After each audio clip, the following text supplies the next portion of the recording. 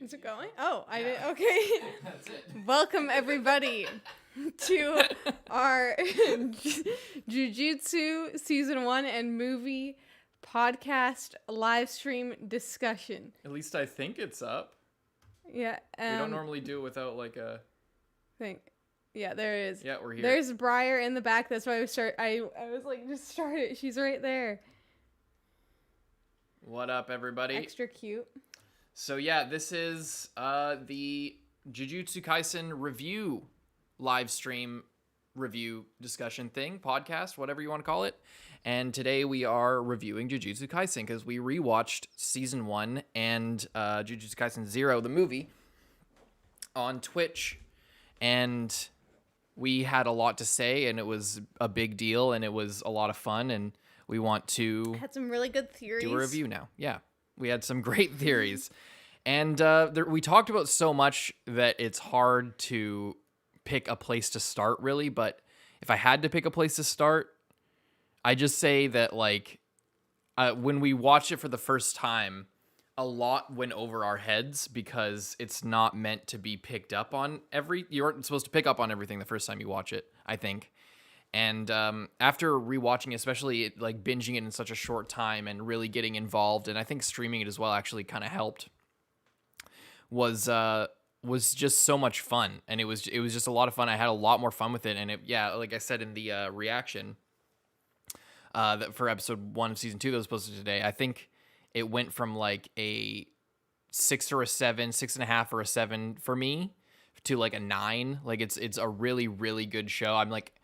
It's not common for a new shonen series to like really grab me and for me to be actually invested in the characters and actually care about what's going to happen and be along for the ride and not, be, I don't know, just not just critical, but sort of viewing it from a meta perspective. Like it was able to immerse me on the rewatch, and which is a crazy thing, especially because we were streaming and because we were reacting to it. Usually that makes it harder, but it was just so much fun, and I legitimately had so much fun watching it. I wasn't expecting it because I watched the first half of the season a few times at this point, but I hadn't seen the last bit all the way through and sort of digested it all, and especially with the movie right after, it just added a whole lot to it. So for me, it was a really good time. It was a lot of fun. What about you?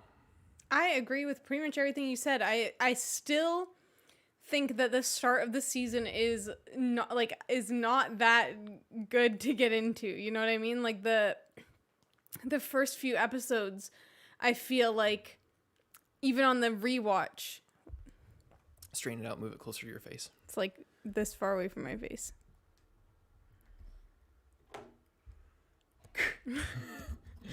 It is super close to my face. There. But the mic isn't up here at the top. It's like in the middle. Yeah. Here. So yeah. Yeah, I'm just okay. Anyway, go on. Sorry. Sorry. I think that sorry. You had a lot of fun with it. You had a good time reacting to it. Yeah, I did. I had a good time, especially pretty much from the part like slightly before, like from where Junpei gets introduced to me is where I feel like the show really picks up big time, and also where it like shows off a lot of the like the writing skill in terms of like the characters and the plot and how everything kind of interconnects, and there's a lot to pick up on the rewatch, especially, or stuff that probably some people picked up on the first watch if you were really paying attention. And also probably binging it helped because watching week to week, there's so much that you can forget, and it's like they mention one thing offhanded, and then in the next episode or 2 episodes later it's mentioned again. But if there's 3 weeks in between when you watched the first mention of it to the next one, then you're not going to remember it as well as if you're just like back to back to back to back. Yeah. And there's a lot more to dig into. And there was like looking back, a lot of the things that I actually love about the season are the things that I was really confused about on the first watch. Oh shit. Thank you for becoming a bold enjoyer, Demaria Huron. That's how I'm going to say your name. Thank you very much. Welcome to being a bold enjoyer. I still don't have alerts on this instance of OBS. It's not like the stream that we're streaming on. I was using Streamlabs. That's what I'm using, just normal OBS, because it has the scene switcher thing that we're using right now. Anyway, sorry. Yeah, pretty much all the stuff that really endeared me and made me like really enjoy the show was shit that I couldn't pick up on because I was so focused on making my reaction entertaining without faking it, like trying to vocalize, just trying to like do a reaction. And I think that tipped the scale from me, like, because first time you watch, I think the first time we watched Jujutsu Kaisen, the first time a normal person watches Jujutsu Kaisen, a lot of the more complex like historical shit and the whole like techniques with and all the stuff with the intricate parts of the techniques, like the domain expansion stuff and cursed womb stuff and all the theorizing that we did, all that stuff was what really grabbed me. But those details are likely to go over a first viewer's head just for any first viewer. And then on top of it, we're doing reactions, and that can make it more difficult sometimes. But I think, and it's not every time, a lot of times I think it enhances everything. But when it's stuff like that, where like really minute details and character like inflections and just weird stuff that and some stuff characters with the translations as well, and the translations, yeah, where it's like multiple certain things would have been much easier to understand with a different translation, such as the cursed womb and cursed womb death paintings and all of that nonsense that we spent like an hour trying to figure out on stream last night, just to make sure that we actually knew what everything was talking about, so that we could enjoy the show while like knowing the things that we're supposed to know at that point. Yeah, it was a big deal, and I don't think we would have. I don't think I would like gauging me from before rewatching, or even just before the first stream we did from episodes 12 to 18 was like, it'll be fun. I was more hyped for it than I was for Demon Slayer, but for Demon Slayer, I've basically given up all hope that it will be good and just enjoy it for what it is. And Jujutsu, it was only slightly above that. I was like, it's like a new shonen. It's edgy. It's like darker. It's, good. Like you can tell that it's higher quality than something like Demon Slayer in terms of like its writing and and plotting and stuff like that, and especially in terms of its characters.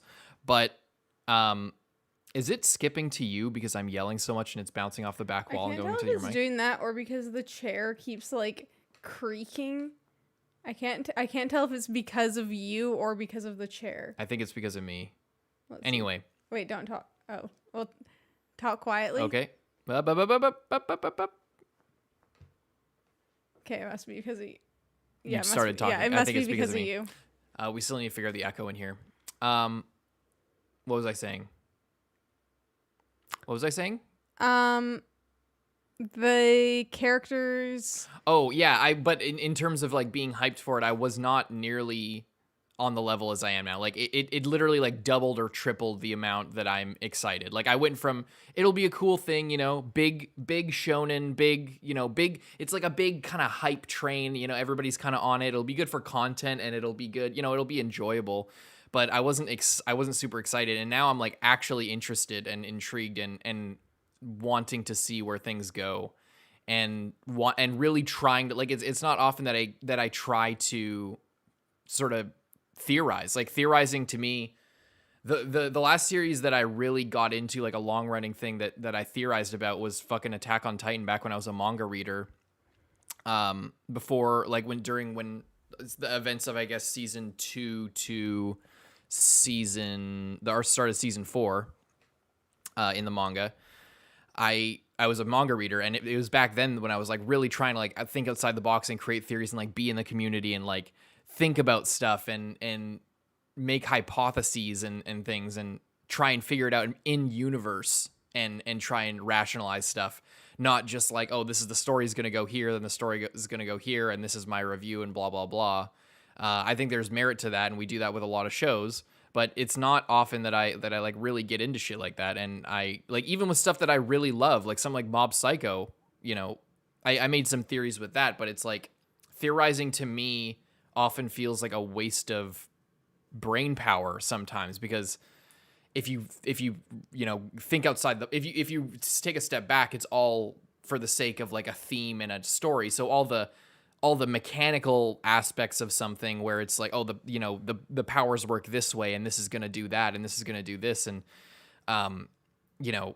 this is how these things could mix together and create this big reveal, and this character actually has a secret motivation. Like, all of that stuff is in service of a greater theme or point that the author's making, so it just feels sort of like you're missing the forest for the trees if you think of it, if you dig deep in that way. So I usually try to think of it in other ways, but in this it was surprising, and I'm really glad we rewatched, because I wouldn't be as invested at all, and I think I really picked up on a lot. And yeah, like I was getting to, is that aspect of it is all the things that contributed to being able to experience the series that way were all things that I missed or misunderstood because of bad translations that you said on the first watch. Yeah. Mm-hmm. Really good.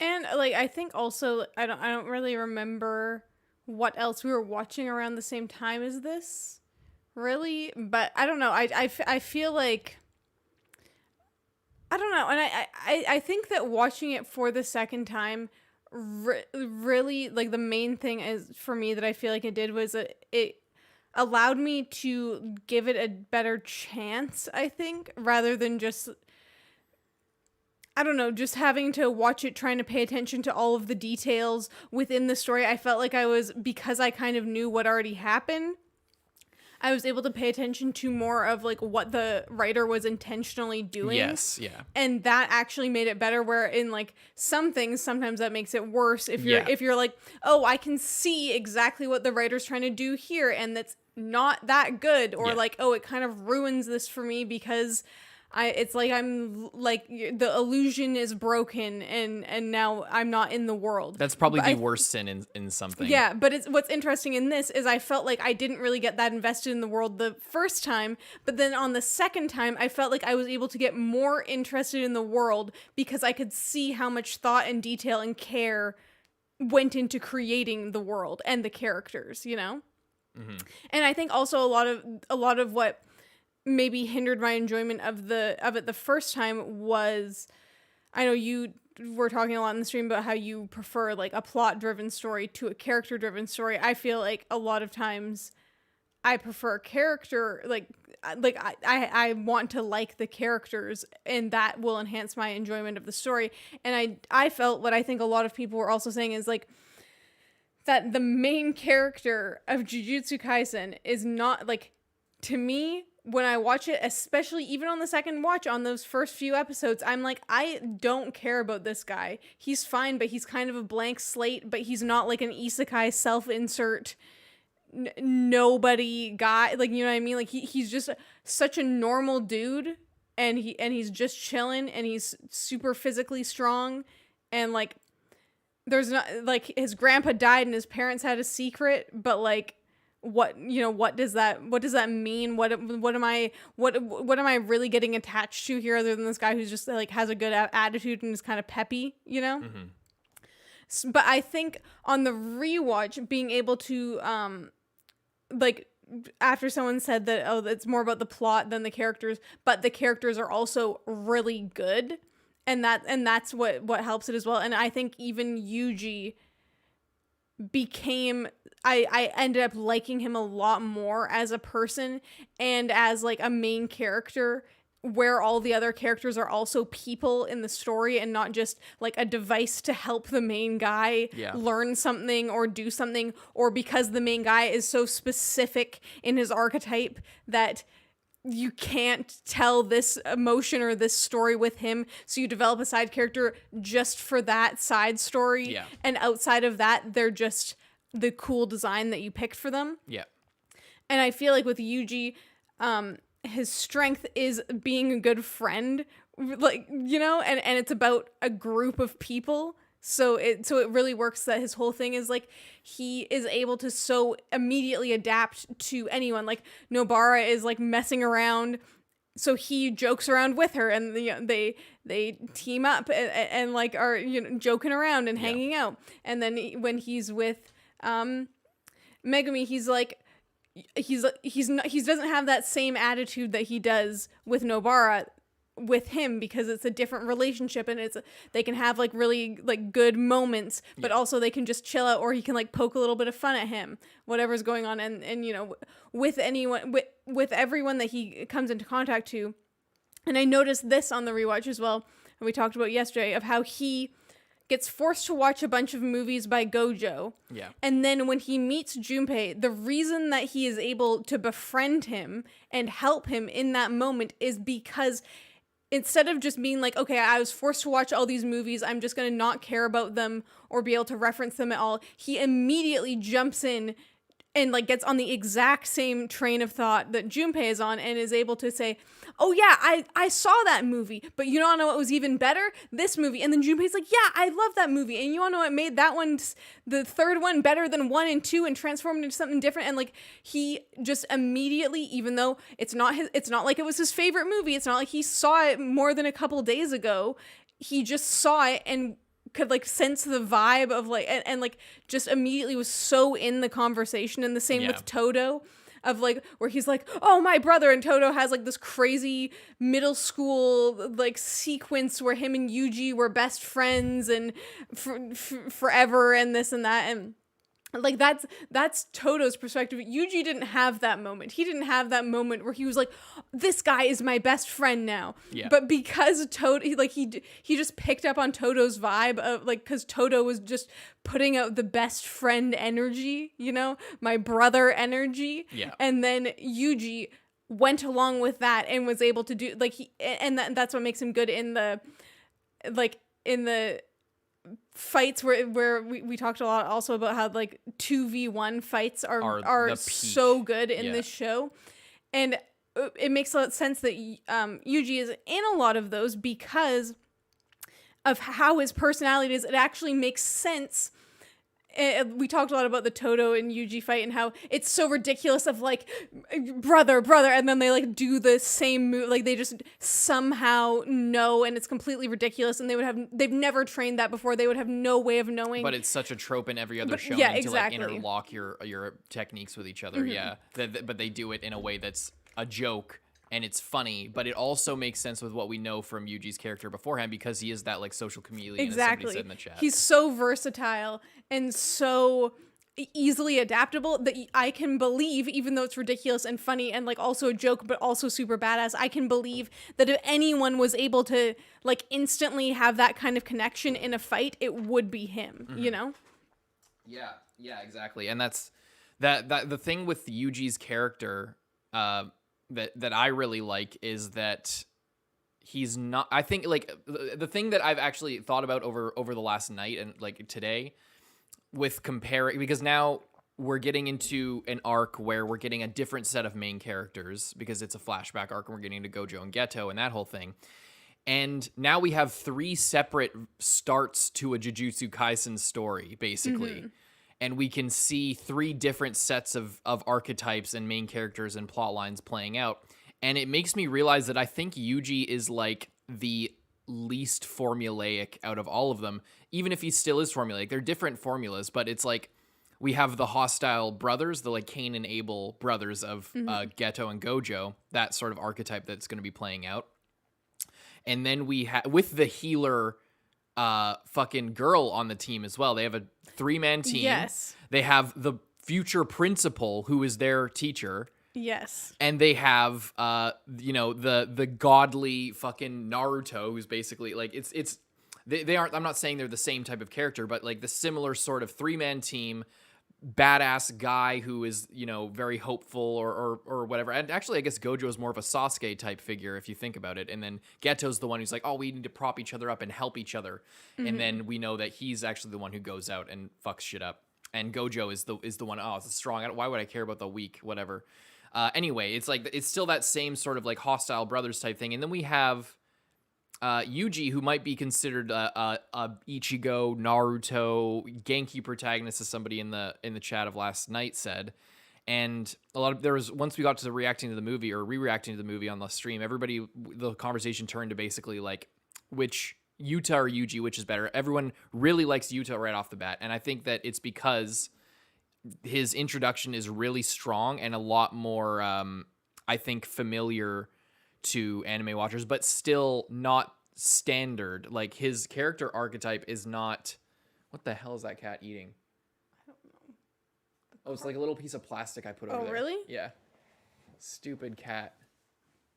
Anyway, so like you could see Yuuta as sort of I think he feels less formulaic, but to me, if you really break down the movie and the start of that plot, Jujutsu started out as like an isekai, not literal isekai. I'm making a point, but an isekai, sort of that self-insert main character, dame ningen failure person type guy who, like, you know, gets a second chance and gets a superpower that only he has, is thrust into this unfamiliar world where he is like super duper powerful. And he's literally Shinji. Like, he's designed like Shinji. He's voiced by Shinji's voice actor. And you know, despite you might think that he's like less formulaic, but his ultimate power is literally a stand, one. For two, the ability to copy people, which is like one of the most classic main character type abilities. You can think of Isagi as a recent example of that. But Son Goku and Goku originally, the reason why Goku does the Kamehameha all the time is because it was from Roshi, and he learns that, and he learns a bunch of abilities, and that's every time he fights somebody, he learns a new thing. In the end fight of Jujutsu Kaisen 0, he pulls out the fucking cursed speech megaphone thing, and he's able to just create stuff out of nowhere and like emulate people's abilities and stuff like that and learn extra fast. That's like the most tropey, formulaic main character thing ever. But I'm not saying he's a bad character or that he's not worthy. What I think is it's really fucking cool that this like archetypal main character that everybody loves is now not the main character. And we have the same thing now in season 2 going forward, where Geto and GOJO in this arc are like, they have their own anime going on, basically, that they finished and are now living out like the end part of, essentially. And I really like the fact that we're following Yuji, because he's a side character who we are following as the main character, and I find that sort of idea. And like, he's surrounded by main characters. He's like, we're gonna meet Yuuta, I think, and we got GOJO, who's has more of like a main character. I don't know. He's a lot more. He is kind of like Kakashi in that way, where he like is so much of the background of the story is like based on his life previously. Anyway, I'm going a lot of different directions, but basically, I can appreciate. I can appreciate why people love Yuuta so much, and I really love Yuuta. But I really like Yuji as a main character because he is awesome, I guess. There's just so many different things. There's not one reason why I like him as a main character, but it's really good. I hope some of that was coherent or understandable at all. But basically what I'm saying is Yuji's great, and I like that he's the main character, and he's not as formulaic in relation to Yuuta. It's not like, oh, we had this great main character of Yuuta. I wish they just continued with that. He was really sympathetic. And now we're going to Yuji, who has no personality. I really like that he is we're seeing his story play out. We don't have to flash back to his backstory where he had this tragic thing happen or whatever and constantly going back to that. There's no real problem to solve for him internally, other than maybe some mysteries with his past. Possibly being a descendant from like a clan or one of the great clans or one of the great ancient heroes or some shit. I don't know, but it's just cool as shit. It's awesome. I like Yuji. I think there's a lot to dig in with him, and he's a great main character. Very cool rant. Super agree. Thank you. Super likable character. Yes, and that's kind of his superpower. What else is there to talk about? I really like the main character. I really like... I could get into the theories. Do we want to do that, or is there more we want to talk about? One thing I want to talk about with the movie is how... Unless you had something else you wanted to say. No, it's okay. Say this. You go ahead. Well... No, it's fine. I just ranted. You go ahead. I know. Well, what did you have to say? Well, I was just going to say, like, I agree with you, and I think one of the best things that especially on the rewatch and then after watching this first episode of season 2, is exactly what you were saying, is that we've had 3 different starts within the same universe with characters that are in the other parts of it, and it's not just the same thing, like how we talk about in Naruto, how it, like, Naruto and Sasuke's same relationship is like the same as every other like two men characters who have any type of relationship with each other. Yeah. It's pretty much the exact same thing told and told and told again, and they're in this fucking like a loop of destiny, just like swirling around in amongst this thing where one brother is the good guy and one brother is the bad guy that like lost his way. Yeah. And it just like goes around and around and around. So it's cool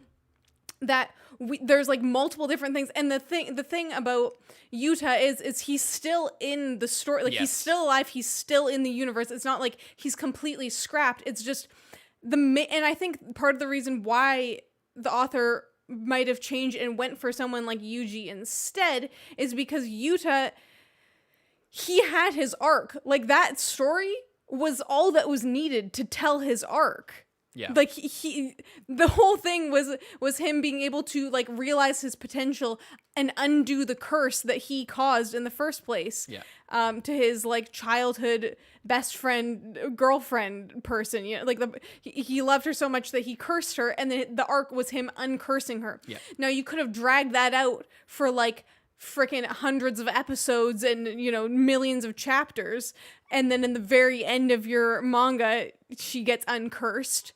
Or you do it like this: she gets uncursed, the big emotional climactic moment is realized, he's in a new phase of his character, and then you just continue on with him and like just drag it out. Like, he already had his big moment, and then now he's just a normal guy. Yeah. But if he's just gonna be that normal guy, oh, she's playing with that toy. Oh, that toy.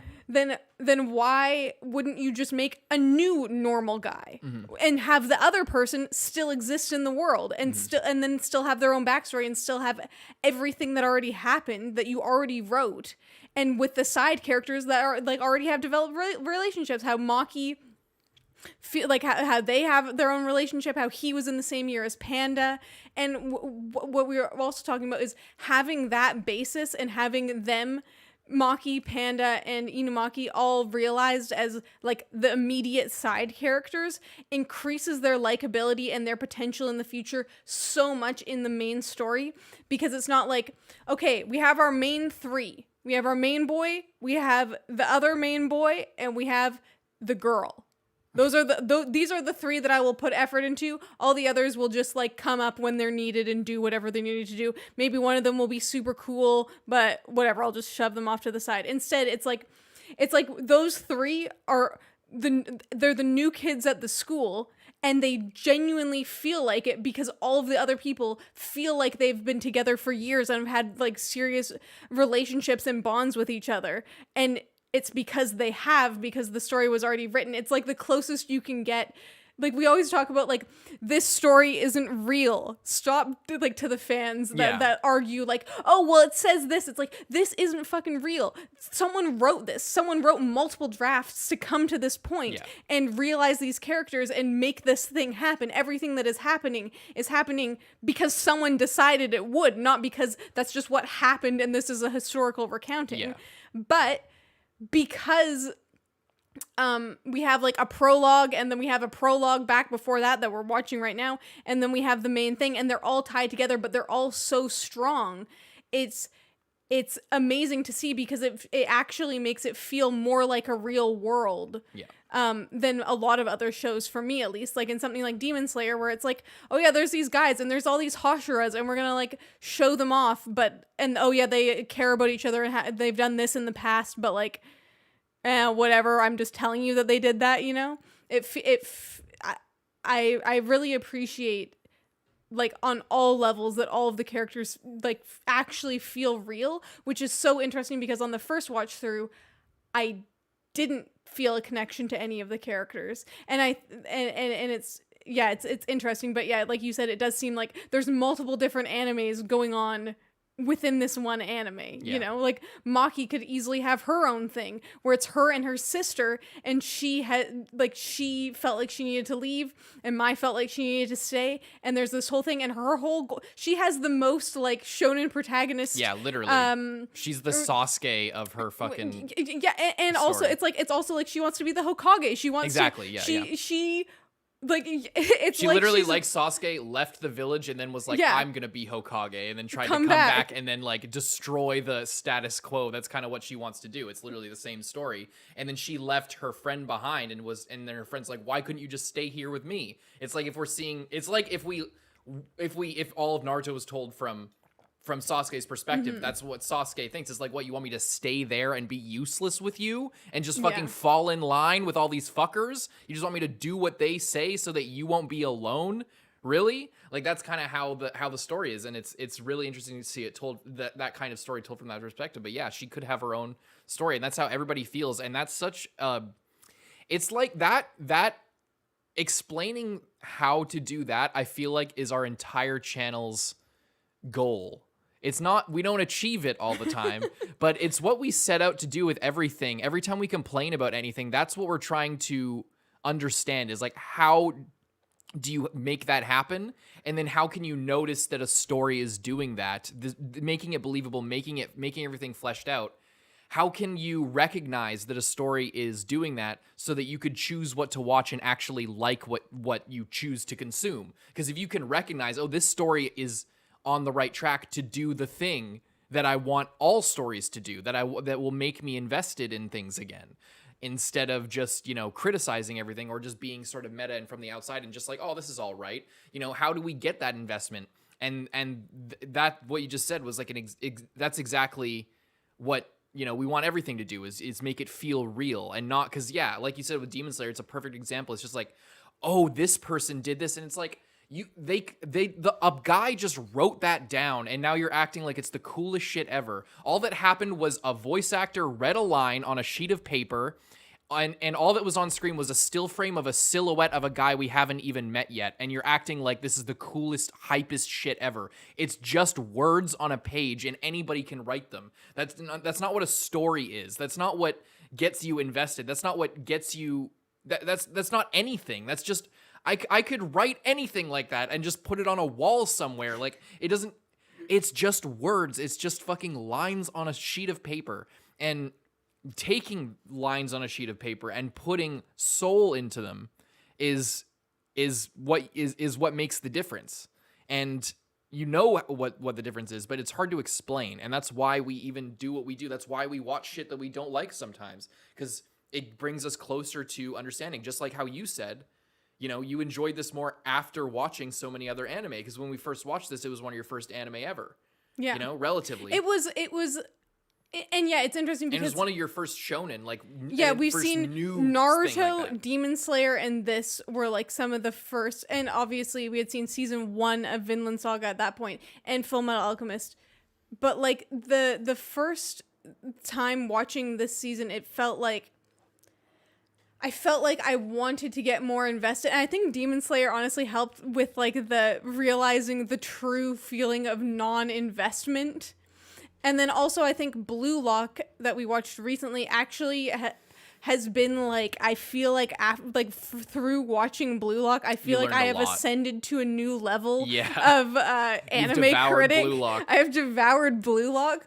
Because Blue Lock was something that I think if we had watched it earlier, I would not have liked it. Carson definitely didn't like it at first, came around to it in the end.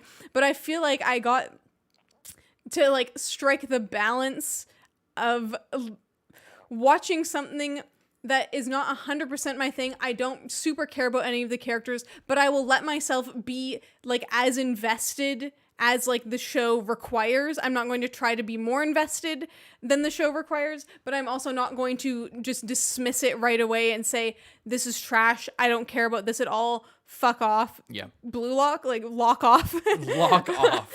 I'm not going to do that. I'm going to like truly give it an open mind and criticize it, but don't just get so wrapped up and don't get so emotional when I'm not trying to critique even the story at a lot of times, just like things that are occurring and like we spent a lot of time on Blue Lock trying to just calmly talk ourselves off the ledge of just saying fuck this shit. But what was good about it is in a different show like Tokyo Revengers or ReZero, like things like that, where either the fans of the show were just being too mean and like genuinely just bullying, that would make us be harsher on the show than it deserved because we were upset basically and really like emotionally involved with things that didn't even have to do with the show. Or with Tokyo Revengers, where it was literally just so bad that I couldn't even give it the benefit of the doubt. That's the thing with Blue Lock, is it struck such a good balance. I know. Between like it just sometimes it just hit. It just like you felt that soul. It would like blink in and out depending on the scene. And I feel like you're right. I think that Blue Lock, if you are on your journey to like, I don't know, breaking analysis or breaking things down, and you want to like learn more about like tropes or conventions, and like if you do a close viewing of Blue Lock and just sort of just pay attention to what works word count and what doesn't work, and just like pay attention to like, okay, they're doing a still frame now, okay, this, like you can literally like, it's like a graph, it's like, okay, and it's a show.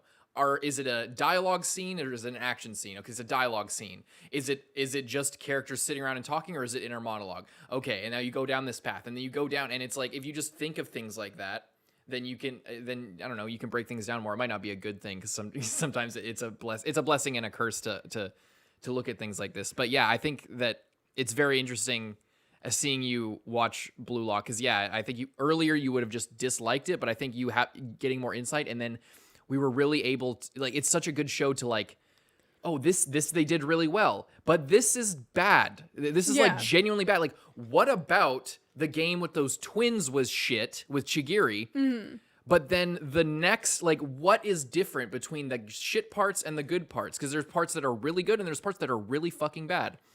And yeah, I think it really helped you break down Jujutsu. And I think without Blue Lock, I don't think you would have enjoyed Jujutsu as much, because and I also think that actually watching Hell's Paradise was kind of the same, yeah, where obviously we dropped that show and did not continue it, but with the story there was also a lot of things there where you would develop a character really strongly, but the plot was slogging and going nowhere. And then that's in contrast to Jujutsu, where the plot is always moving, but the characters are built up as time goes on and are always like very strong, and you don't always need like a 3-episode backstory to be able to understand them, you know? Yeah.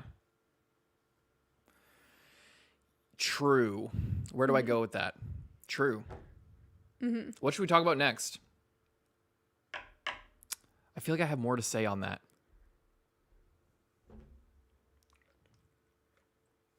I guess we could talk about the movie before we get into the theories and shit. Or should we do theories first and then talk about the movie? I feel like we should talk about like just the comparison thing. That was something I wanted to talk about, like between the movie and the show. Sure. So Jujutsu Kaisen, back to review, less analysis. Take a step back. Let's do some more reviewing. Jujutsu Kaisen, well, a little bit of analysis. Jujutsu Kaisen is such an interesting series because I don't know any other series that did a first draft, published it, did a second draft with a completely different main character, but all the other characters and the world are the exact same, and the power system is different and new, but make the main character almost exactly like in a setup with the possession of a cursed spirit, you know, how they meet the other characters, how you're in a room, you're gonna die. Yeah. the subplot with GOJO and the higher ups is the same. The first time they go into that school, like the first fight is in a school, and then the second fight and the first fight are, and then he goes with Inumaki to the shopping center, and Yuji goes with Nobara or I guess that the things are conflated and different, because like the Nobara outing with Yuji is more like when Yuta was out with Maki. But what I'm getting at is all of these parallel events. Like, I don't know any other series that did 2 drafts, published both, and then retroactively made the first one canon, or not even retroactively. In the second one, Yeah. they added in the side characters and made it Everything's canon the same. immediately. But yeah. also there's weird little inconsistencies, which you could say are a bad thing, but I think it's just interesting. With like the cursed speech that we talked about, little oversights, not necessarily like plot holes. They're not that big of a deal, but like domain expansion is not a thing. And the cursed speech works slightly different. We had a whole argument about that on the stream.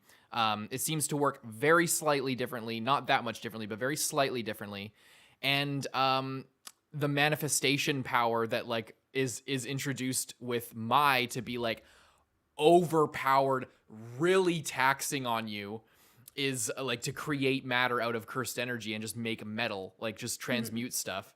Is like the superpower of the previous main character, partly like little things. And like Geto has seemingly a change in morality and is set up very strongly in the original, but is still the main villain in the background in the second one, but is doing the exact same thing in the exact same order, but maybe with different reasons because of a possible possession umbrella theory. Umbrella theory. Hashtag umbrella theory. Yeah. You power crafting matter. He copies shit. He copied the cursed speech and made a megaphone out of his own cursed energy. I think out of Rika's cursed energy, because she's like she was a crazy well of power. So it's more complicated. But anyway, back to what I was saying about parallel events. Fucking Geto is doing the same shit. They're doing the same thing in order. GOJO is doing the same thing in order. And there's the exchange event added in, which is extra. But then there's the Shinjuku incident in the fucking movie of the March of 1,000 Demons, where everybody's going crazy fighting all these, or March of 1,000 Curses, I mean. And now we're going into the Shibuya incident, which will be on October 31st, as according to Geto in season 1. October 31st in Shibuya. It seems like they're setting up for the exact same event. So it makes it really interesting to theorize and theory craft, because not only are the events of the movie and Jujutsu Kaisen 0 one shot, or what was it, a one shot? Canon. Not only is that canon in the past, but it's also a first draft of what we're seeing in season 1 and 2. So, but things might change and things might stay the same, and it's just I don't know any other series that's done that. It's weird, and it's just I can't even say it another way. It's so fucking interesting. That they were able to do it, like you said, it's if you take away all of the characters, all of everything, the actual plot is very similar. Like, yeah, we have the story. A kid gets a hold and possessed by a cursed thing that he shouldn't have. Yeah.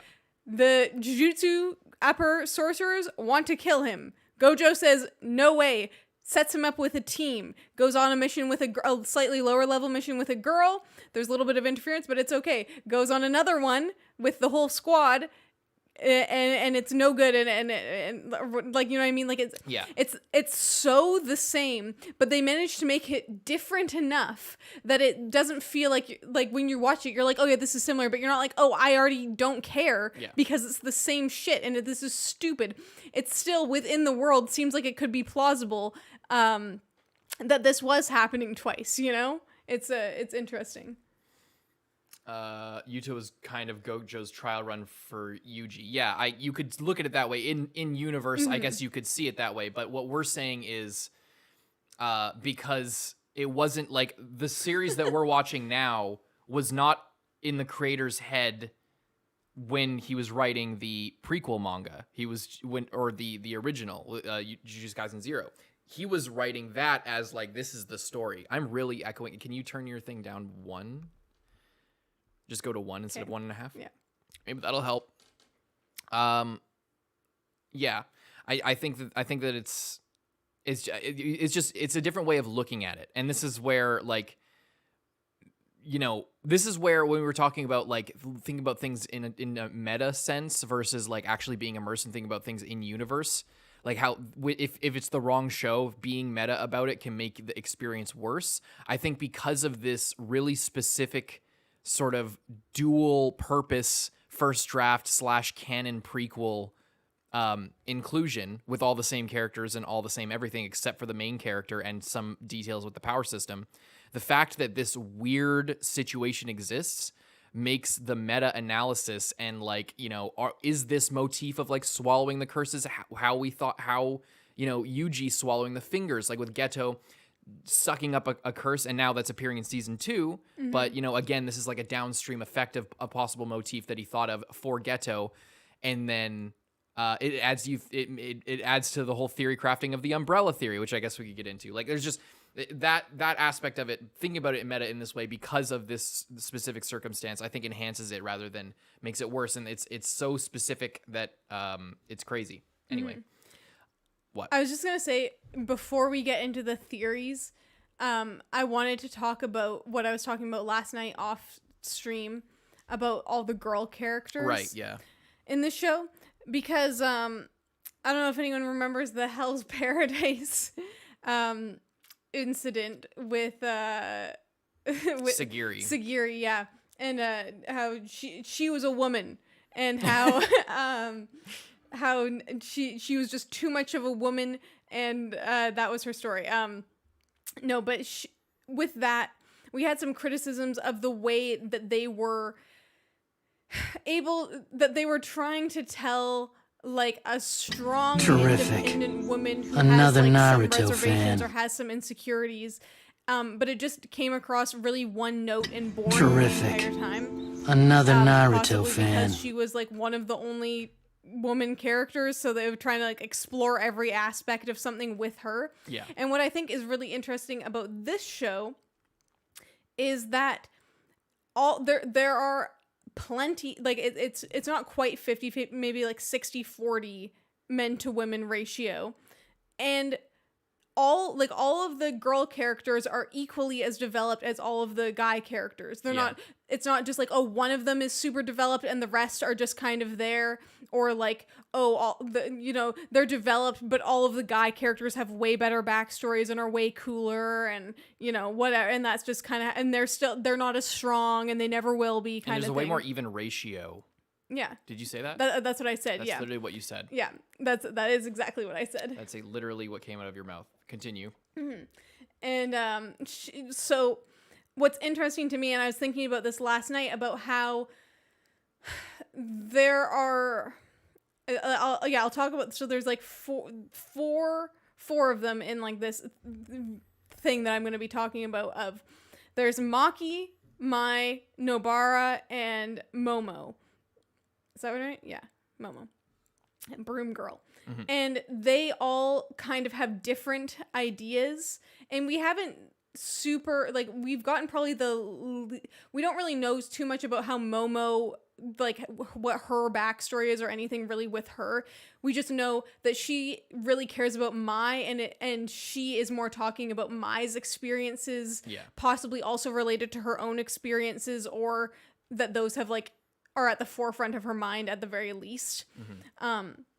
But what I really like about that and having multiple characters with multiple perspectives is, and it's that none of them are really wrong. Like Mai, because based on her family, and Momo based on whatever her backstory is perfectly valid in feeling like, yeah, it fucking sucks to be a woman and these people are literally oppressing me or like constantly trying to belittle me and stuff like that. They like that's probably true for them. Yeah. But at the same time, it can also be true for Nobara and Maki that they don't feel that way, and they are like they feel free to do whatever they want. Like in the fight with Momo and Nobara, it's Momo is like, I don't even know like what the point was bringing that into the fight. Really, she was just like, life sucks in the jujutsu world, sucks to be a woman and will never be as powerful as the men. It kind of came out of nowhere. Terrific. I think that's what, like, on the first Another watch, I was like, Naruto what the hell even fan. is that? Whatever, but it's interesting because then Nobara basically is just like, okay, whatever, I don't care. I like to be super girly, but also just kick your ass right into the ground. Yeah. And I like that as well, that it's like she loves shopping and she loves to be stylish and she loves like being kind of like a girly girl, but also, you know, has a hammer and will like beat you into the ground and poke nails in you or whatever. Yeah. And she can be both very feminine and very badass at the same time. And her as a character is very confident in that and doesn't, she's not being badass to escape her femininity. She just is being true to herself as a character. Oh my god, she's like ripping up the entire carpet. The cat is destroying our room. Go ahead. And it's the same with Maki, where they're both from the same family, and Mai feels like she has to prove herself because she is a woman, and feels like she's in the position she's in because she's a woman, where for Maki, at least as far as what we've seen, that isn't really part of the equation. Exactly. The fact that she is a woman has zero, it doesn't even come close to the register of the fact that she has zero powers. Yeah.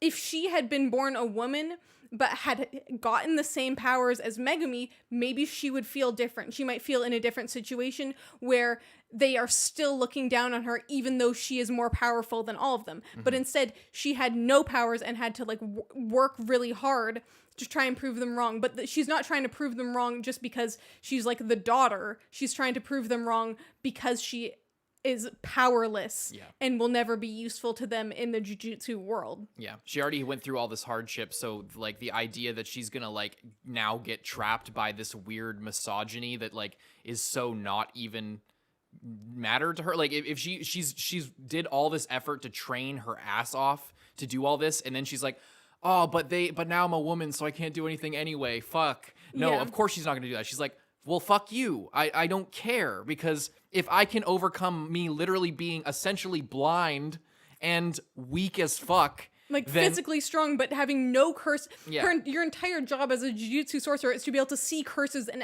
exercise them with your cursed energy. And she literally cannot do that. She needs glasses. So her setbacks in life, which she views as her setbacks in life that she is fighting against, have nothing to do with her gender and purely to do with her lack of abilities and just how she was born as. But what I was going to say about Mai is because she does have abilities and is also weak, then it comes more into play. And that's what I was saying, as like if Maki had been born with powers, she might feel the same way as Mai potentially, because Mai has powers. They're like weak abilities compared to other people's, but she still has them, and still everyone is treating her like trash when she kind of. And I was thinking about it last night of how she what makes Momo, because there's two sides fighting. There's like the other school and then there's our school. Mm-hmm. And Maki and Novara are very confident in themselves, and the other side is not confident in themselves. Yes. And the confidence is what matters, not their opinions on feminism or the way they're treated for being women in this world. It is or bastards. It is their confidence in themselves and in their abilities and in their job, basically. Maki knows what she wants to do. She has a very firm goal, and she doesn't want to limit herself into a role that she doesn't feel like she is destined for.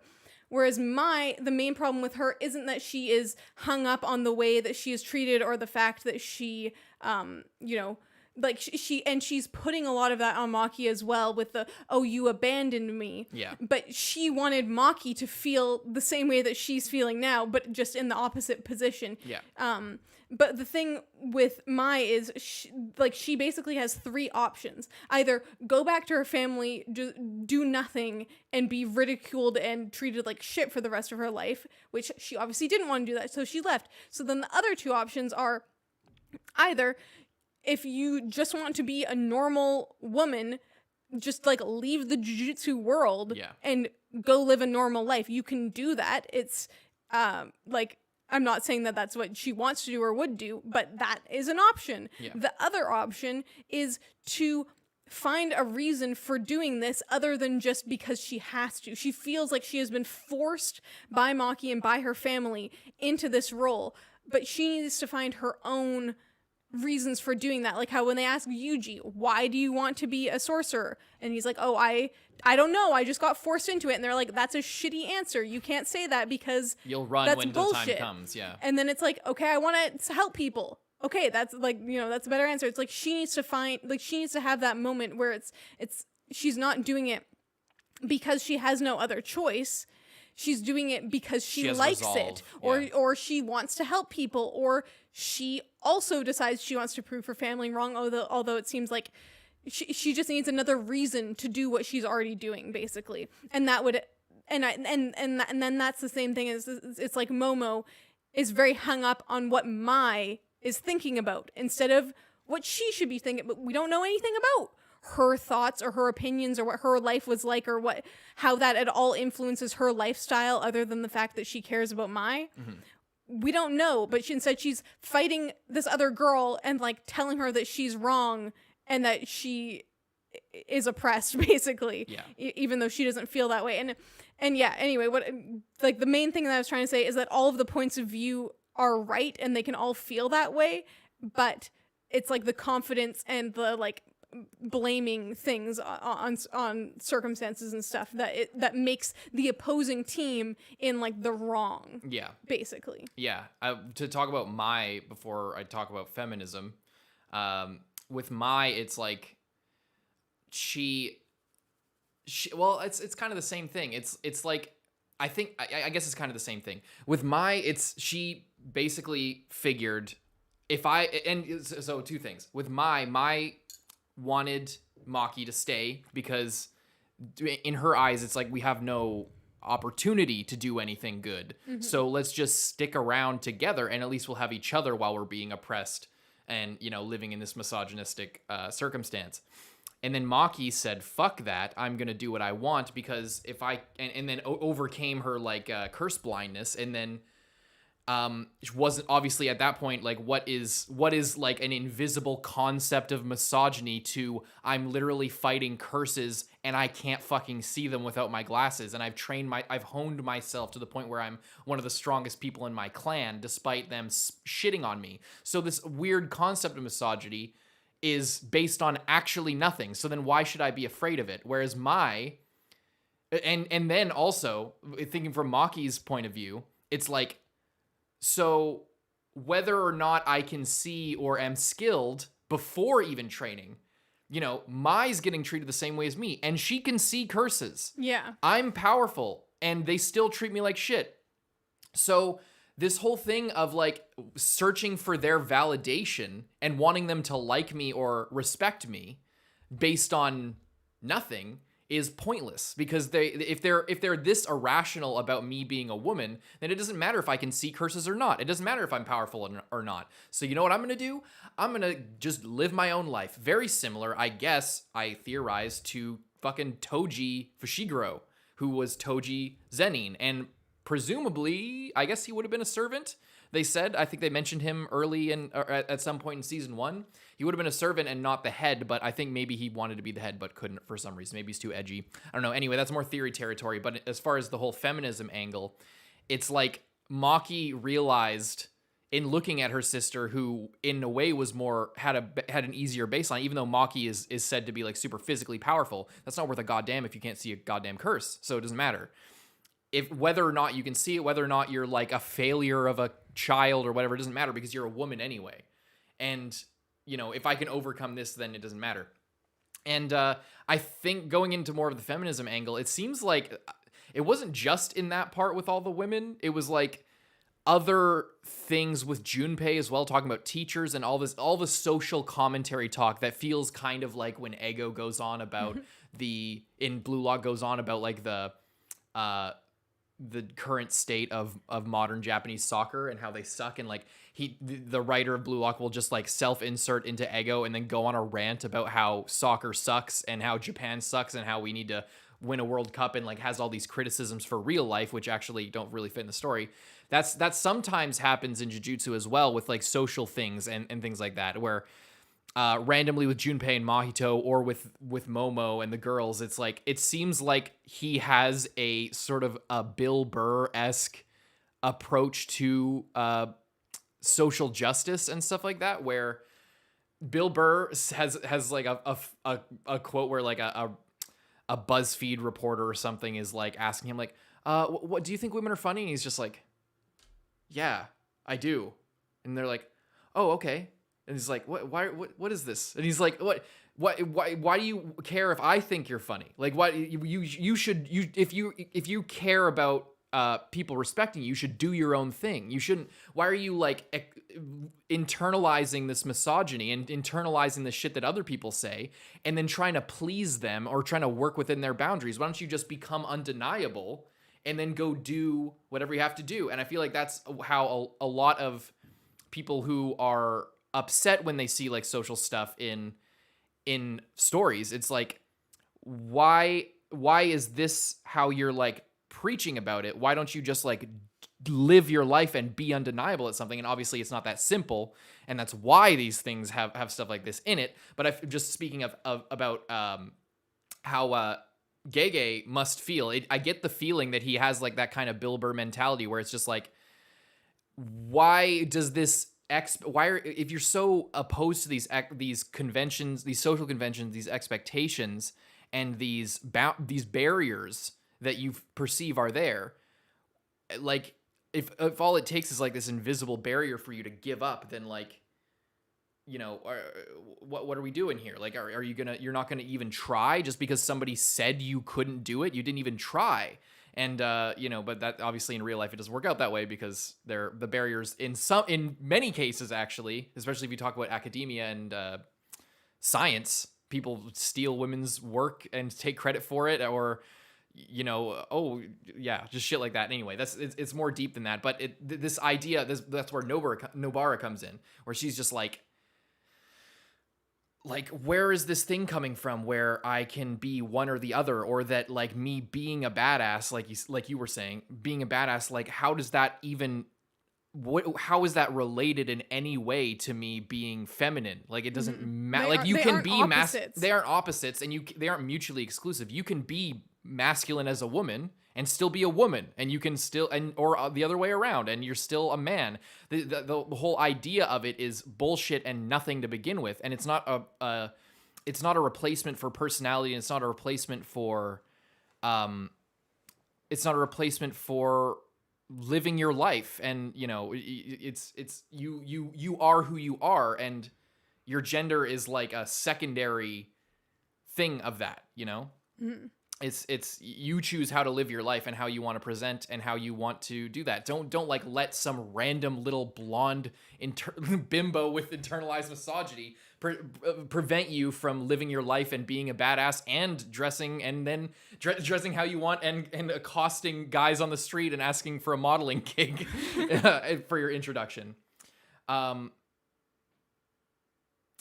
it's if you can go on stage and kill so hard the comic after you was scared to follow up, then you'll be fine. Exactly. And that goes for men and women. But and I think that Gege's view of real life misogyny is, there's more than just internalized misogyny. That's a downstream effect of actual, you know, oppression that happens, and you know, like that prevents people from reaching the heights that they perhaps could because of just random intangible factors and bias and shit that maybe isn't even malicious. Just it is what it is, and people favor this or that person, and the person they favor just happens to be a guy, and it's more likely that they'll favor a guy because guys have deeper voices, or guys talk this way, and girls, you know, just look at me. People hate me because I have a slightly higher pitch, shrill voice, and I scream about shit all the time. Anyway, so what I'm saying with all that stuff is just that Gege's social views are very present, and you can kind of get an idea for the kind of guy he is, and it's really interesting. Mm-hmm. All that stuff. Yeah, and just like I was saying before, of like. Oh, I'm sorry. I didn't know you were cutting. I was cutting you off. No, you weren't really. I'm just sort of like tying up my thoughts here of like the fact that they have more than one female character to like explore these multiple different ideas and perspectives that like real women have in real life makes it so much better. Yeah. Because you're not putting this entire conversation of like being feminine or being strong, or you know, feeling like men are trying to stop you, or feeling that's not happening. It's not really like dismissing or invalidating like any of the different perspectives. It's just showing options basically, and like these people have this experience in their life and these other people have a different experience in their life, and that's how it is in real life. Yeah.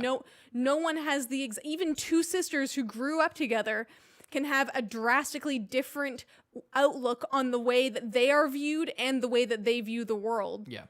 And then it comes down to more being true to yourself and doing what makes you happy instead of trying to appease others for any reason. Yeah, exactly. Not regardless of anything, but I do like it because even when Nobara is disagreeing with Momo, but I don't think that she's saying you don't have the right to feel that way. She's just expressing her side of how she feels in her life and how she exists, basically. Mm-hmm. So I think overall it's good, and I also like it because it has the like feminism conversation without making that the only reason that the girls are in the story to begin with. Exactly. It's not like, oh, I only brought these girl characters in so that I could show that I have girl characters and they're badass and they are cool or whatever. Or I only brought these girl characters so that I could show that I'm sympathetic to the woes of women. Yeah.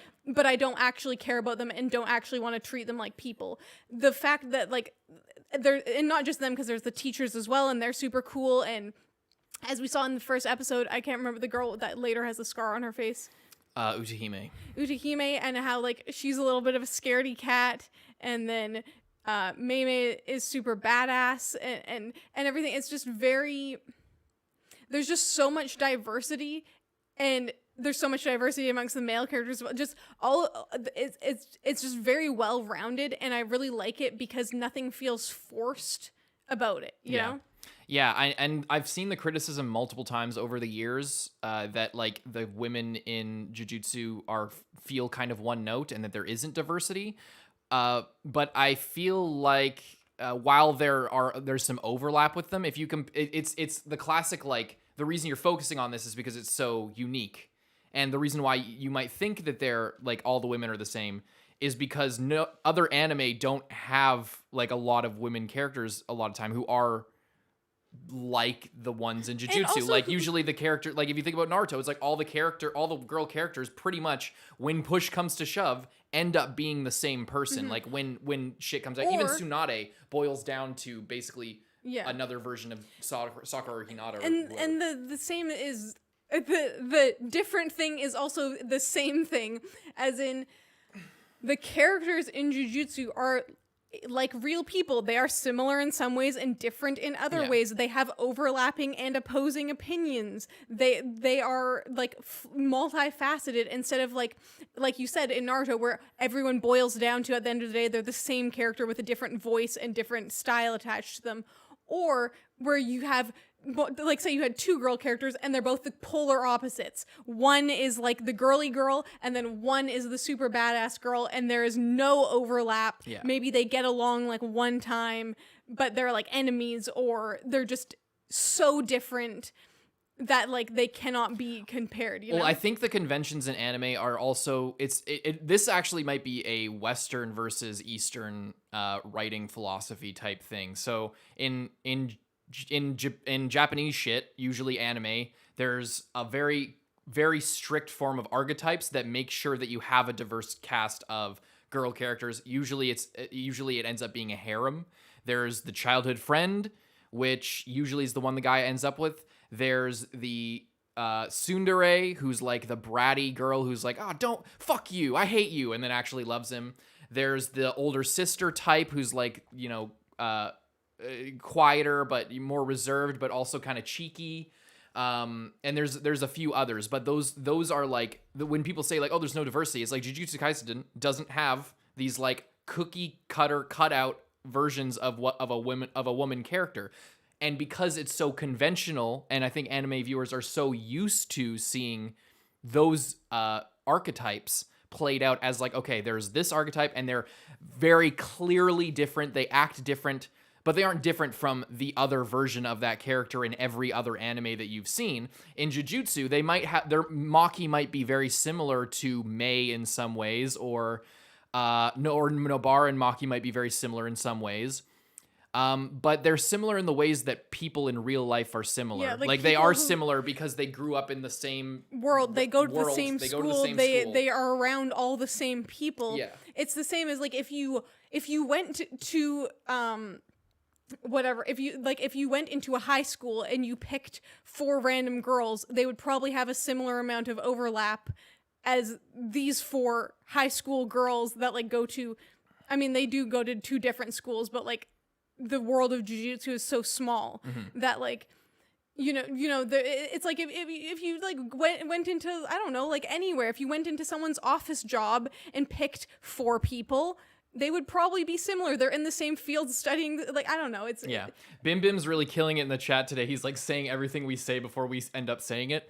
Yeah, and that's what I was going to say next. Bim Bim says, yeah, it's the same as Megami and the Closed Eyes guy. Yeah, Kamo and Megami are similar in that way too. Their backgrounds are literally very similar as well.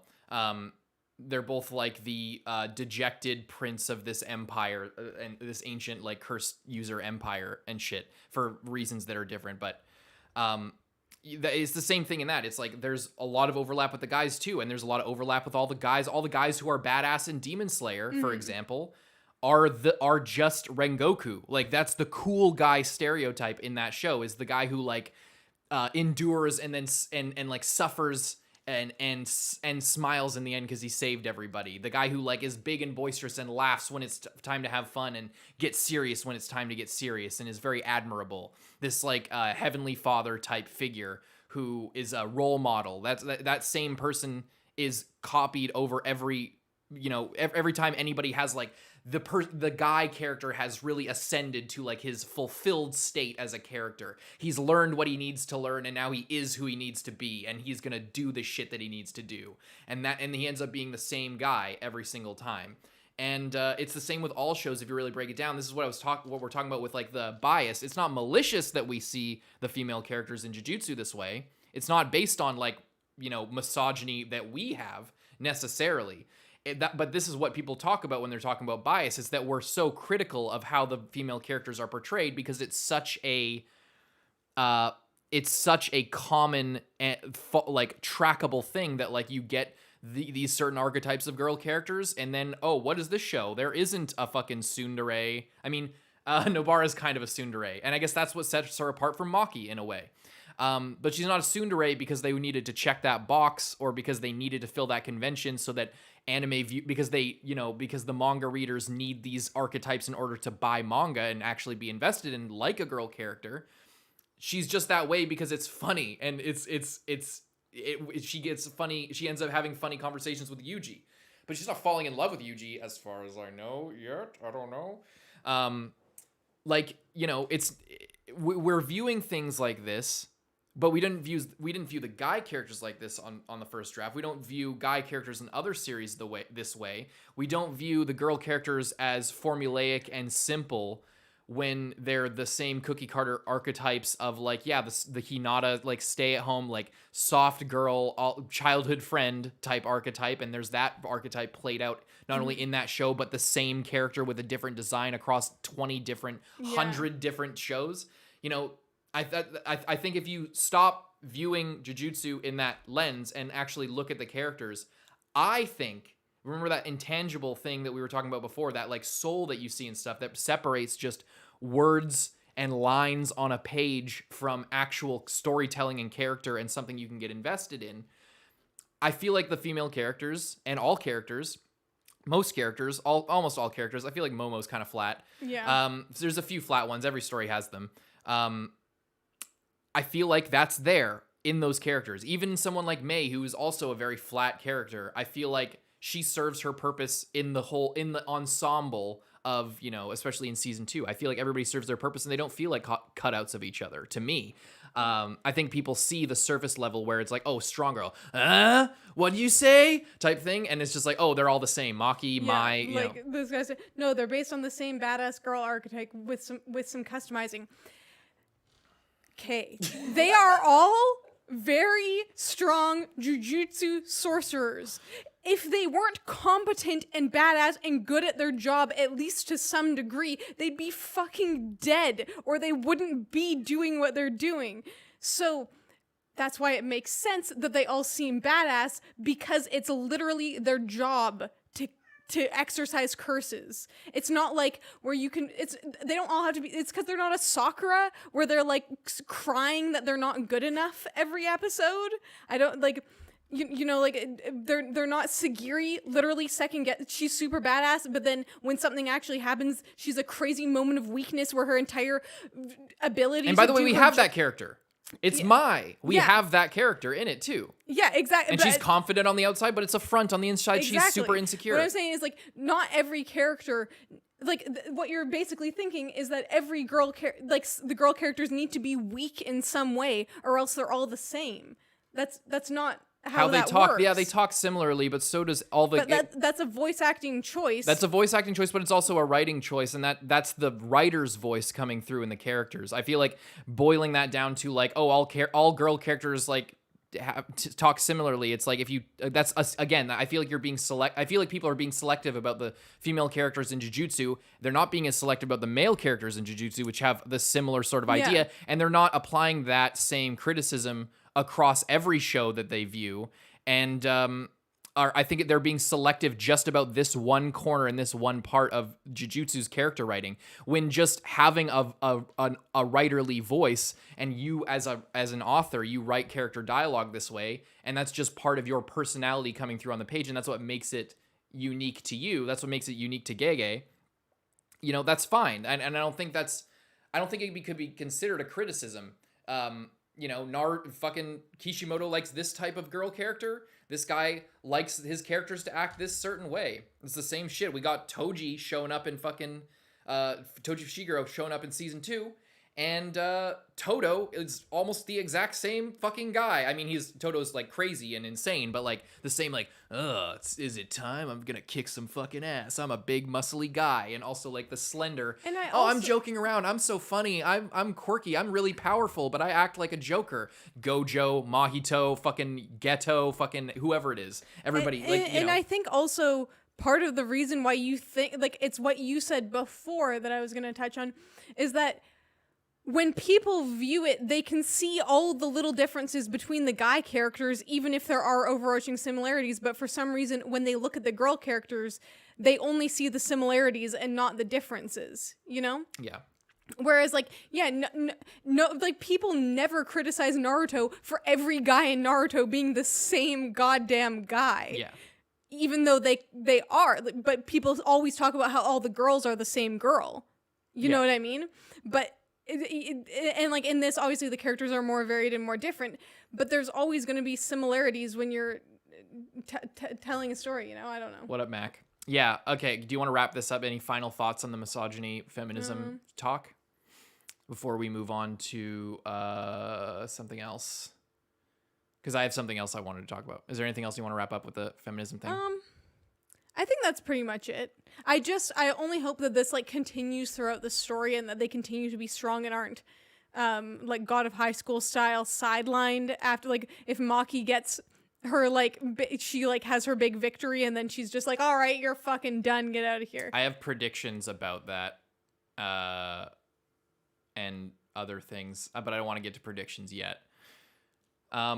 So yeah, that was a huge discussion, but I think it's interesting because it's not just something that you noticed and that you wanted to talk about. That the whole feminism thing is something that, not feminism like, oh, make sure you like representation. It's more like people talk about, you know, how female characters are portrayed. That's like a constant thing that's talked about in Jujutsu versus other series, because I think it's very striking. To close it out, I think the characters in Jujutsu are very striking.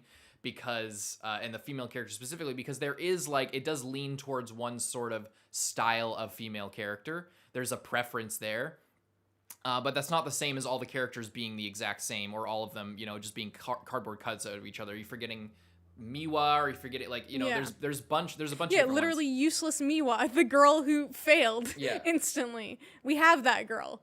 Yeah, and she's obsessed with GOJO. And Utahime is not like Maki and Mai and Nobara. I feel like people see Maki, Mai, Nobara, and they're like, all characters are the same. And Mei, I guess, is similar too. Anyway, to close that out, backstory. This is to keep talking about characters. I really like the less is more approach to backstory that this show takes, and the way that they communicate exposition is very subtle and not in your face at all. And that's something that I praised while we were reacting to it last night and yesterday, is that we like so much is okay. It's a fine line. It's a fine line to walk. I don't like when stories overload with so much subtextual information that you can only experience the story properly if you rewatch it like 5 times and read all the source material and read author interviews where he bridges the gap between these two pieces of information that didn't quite come across in the story. So he's supplementing his actual story that's published by giving you the answer to shit and in interviews. I hate that so much. That's an extreme of taking your audience seriously and not giving them all the information. Then they make guesses, they make wrong guesses, then things get confusing and things get annoying as fuck. But there's the other side of it where everything is over-explained and every minute detail is expanded upon because you want because you want a hype moment. This is the worst. This is just as bad, if not probably much worse. Is why I hated fucking Isagi for most of Blue Lock, and why I hated Blue Lock for most of Blue Lock is because of that. It's because of this shit where there's nothing worth explaining, but you want to explain shit so that you have the inner monologue, you have the flashback, you have them reflecting on things, because you want to have this like arc to every scene. You want to have like this crescendo, and you build up to that. The only way you know how to build up to that is by digging deep into every fucking movement that everybody makes and over-explaining shit that the audience can figure out just by basic motion on the screen. So those are the extremes. Jujutsu Kaisen strikes a perfect fucking middle ground with this, where with backstory, it gives you just enough. And it just gives you the backstory. It doesn't connect it to anything. It doesn't give you backstory in the time it's relevant, or just before the time it's relevant, or while it's happening. It gives it to you like, it finds the perfect time to tell you about Noritoshi Kamo, and the perfect time to explain to you how this thing works and that thing works. It lets you wonder at the perfect times.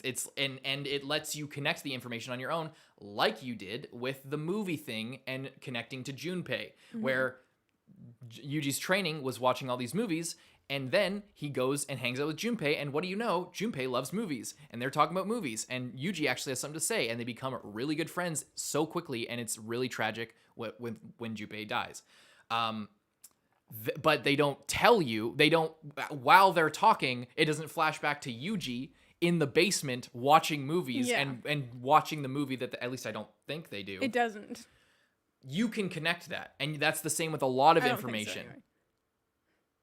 You can connect that with a lot of information, and I love that, and I love because and on an offside thing, the reason I love that is because I think with the way that we have access to information, and the fact that when you buy a book, you can look up what the author thought and what the author was.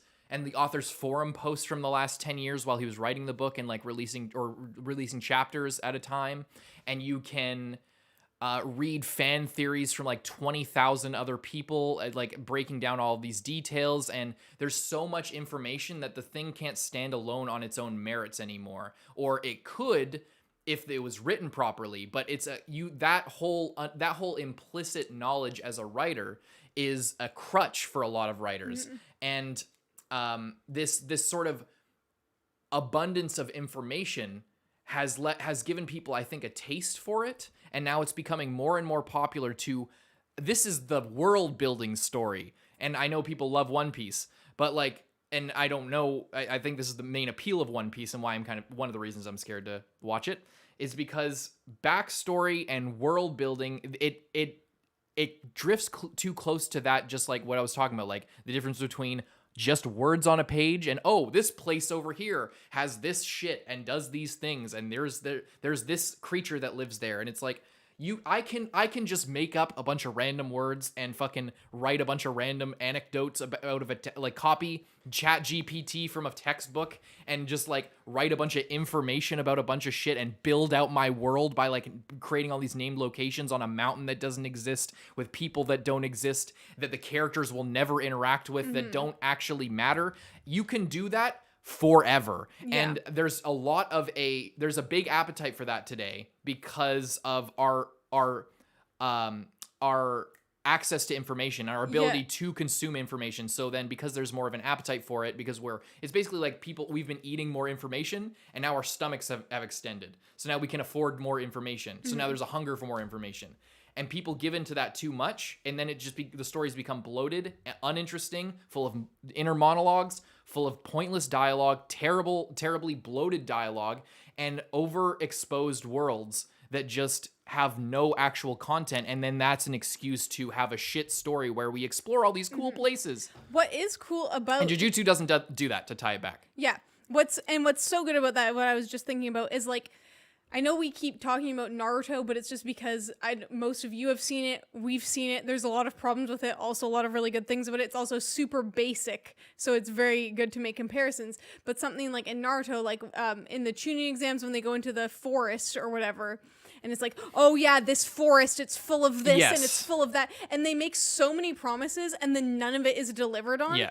Jujutsu never does that. It's never like, oh, we're going into this mystical building and in there is like a million curses and there's this and there's that and we're going to encounter this and you better keep a lookout for this. And then like one of those items happens. It never does that. One, because it's like set in real life, so you can say, okay, we're going into a city. There's nothing fucking unexpected in a city other than whatever curse you're going in to find. You know, in the first episode of season 2, they go into a haunted mansion, and it fully delivers as a haunted mansion. Yes. It gives you exactly how much you would want from a haunted mansion. There's no building up a certain lore and then failing to deliver on it constantly. It's not like ReZero where it's giving you mystery after mystery after mystery, backstory after backstory after backstory, and then finally when you get the answer, it's not satisfying anymore. Yeah.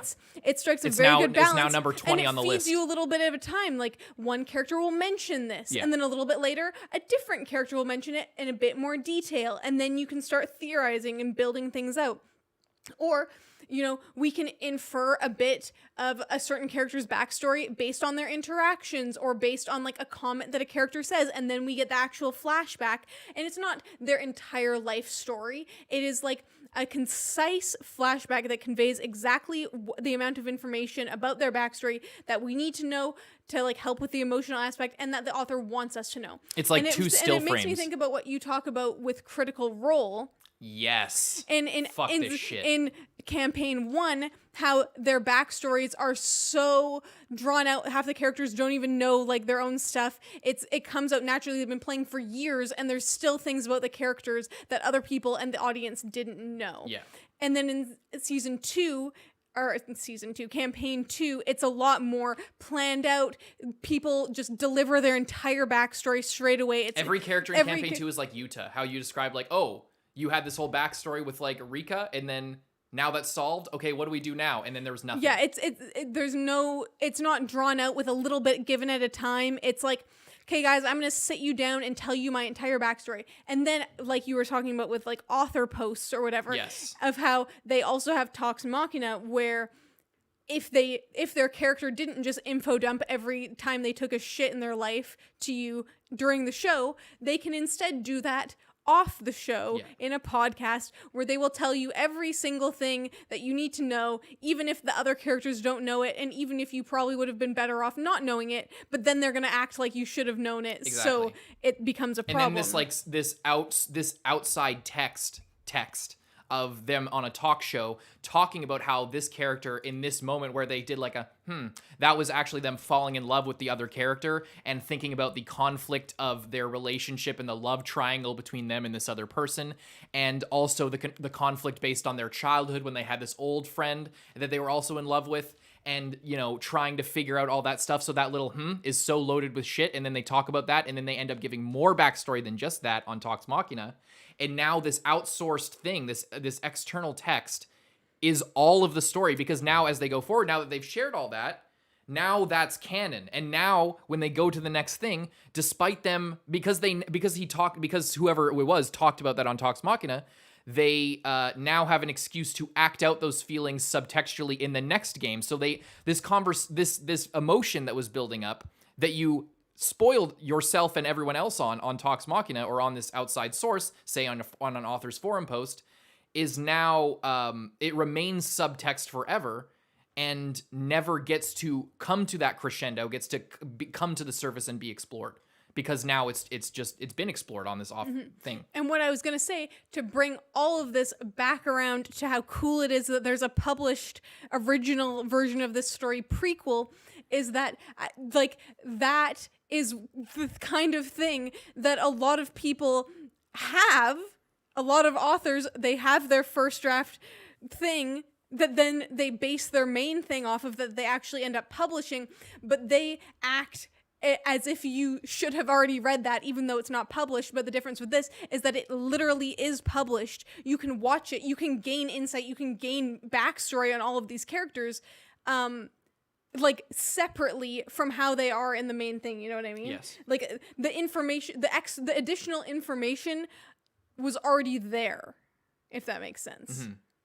Yeah, it's a very unique way of writing the story, and I love it. Yeah, it's also cool because it was actually already written, instead of where people, I feel like so many times people do a prequel and it's absolute garbage trash because they wrote their story starting at a certain point and like had vague things that happened at certain points in the past, but then when you actually go to like execute the prequel, it can be extremely difficult because the characters feel like, okay, I'm gonna like go back this many years.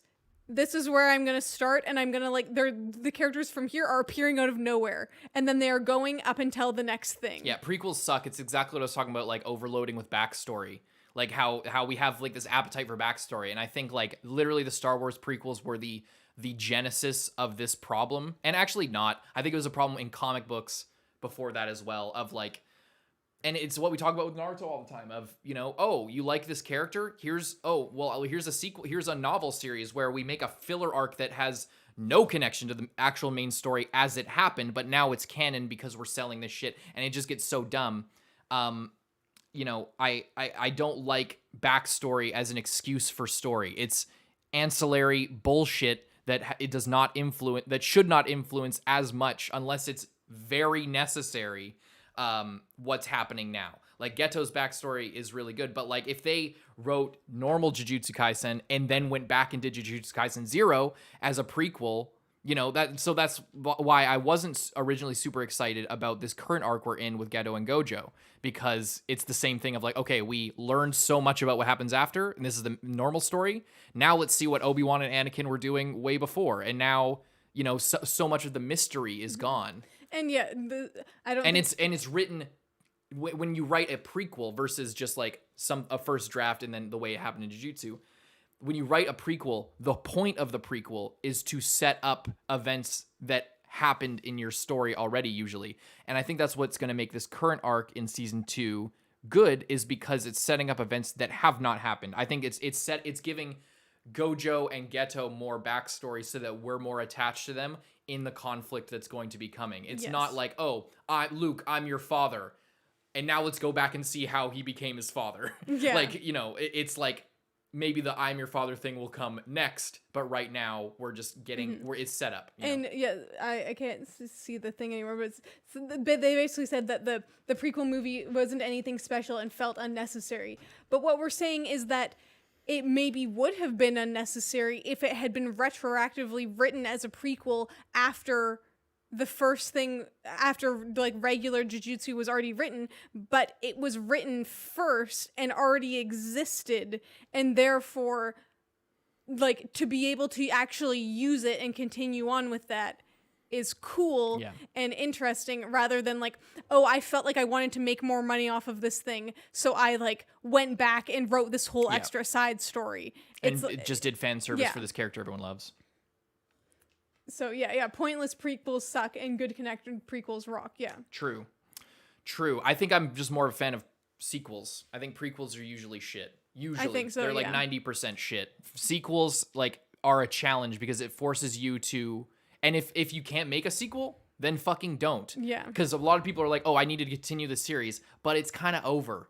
So I shouldn't ruin what I just did. I'm going to, go back and we can stay in this world and learn more about these characters who are already there and it'll really enhance the story. It's like, no, it doesn't enhance it. It doesn't enhance it. It makes it worse. Yeah, and that's what's also cool. Just end it. If you can't make a sequel, don't make a prequel as a solution. That's- Just make something new instead. But what I'm saying is like that is almost what like the prequel, like Jujutsu Kaisen 0 was something that did everything it needed to do, but because he got an offer to continue on with it, he could have continued on with it, but instead he like kept that, shifted it over one and made a new thing that could continue, because that story couldn't continue and probably would have been shit and not done well if you continued on with Yuuta as the main character and like that same plot line. And that's what makes it good, is because it's like already having the knowledge to like know when to like not just keep like to not make Boruto, basically to make something better. Yeah. And I think that the reason why I think this short prequel arc is going to be a good example of a prequel with Geto and GOJO is because, especially after watching the movie and watching season 1, the events that are taking place, I think, are like they were fully fleshed out in the author's head when he was writing season clear. 1, right? And season 2, like the future events. It's very clear to me that this isn't just like, because like they in Star Wars, they mention the Clone War, or Obi-Wan mentions the Clone Wars, and they mention all this shit, but it's all just like cool shit that to sound cool when he's like this old man's recounting his war stories. And then you actually see it, and it's like, I guess it's cool, but it's also kind of weird. Like, there's a lot of things that just are kind of weird. And, but in this case, and it's like Attack on Titan 2, when we get Grisha's backstory and everything, that's like a prequel backstory, but it's not just milking it. It's setting up very, very critical character shit that is going to be happening. And so it's going back in time to help aid the current story, but it's not this, was it ad hoc? What's it called? This post shit that's just like a money grab. Anyway, so that's why I really like the Jujutsu Kaisen as a prequel story, because it was all of this stuff is written with it all in mind, and it's not just being made up for no reason. Now, all of that, unless you have more. No, I was just gonna go grab some water. If we can just take like a couple seconds. Okay, we're now, after Lindsay comes back, can you fill up my coffee? Yeah. Now's the time. Oh, there's the cat. Now is the time, everybody, where we ask you what you want us to say, and also we'll talk about predictions and theories and things of that nature. What critical character shit did Jujutsu Kaisen introduce? Geto's backstory and goals. Yuuta as a very critical side character. All of the other side characters that got a lot more fleshed out, and again, because it was written beforehand, the way that they appear in season 1 and the rest of the story is based on, it's not just like, oh, this is what they were doing before. They did this, and now they're being written as this in the current story. So it's not the same as a normal prequel. There's a lot in there that is very very important. It's not 100% necessary, I guess, but I think it is to like really get a deeper understanding of it. I feel like if we just for example, if we just rewatched just season 1 and now we're watching season 2 and didn't watch the movie, I think that we would have a much, much worse understanding of the series as we're watching it now. Favorite characters. Megumi, Maki.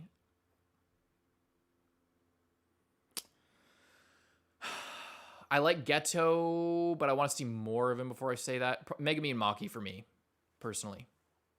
Maki's my favorite, and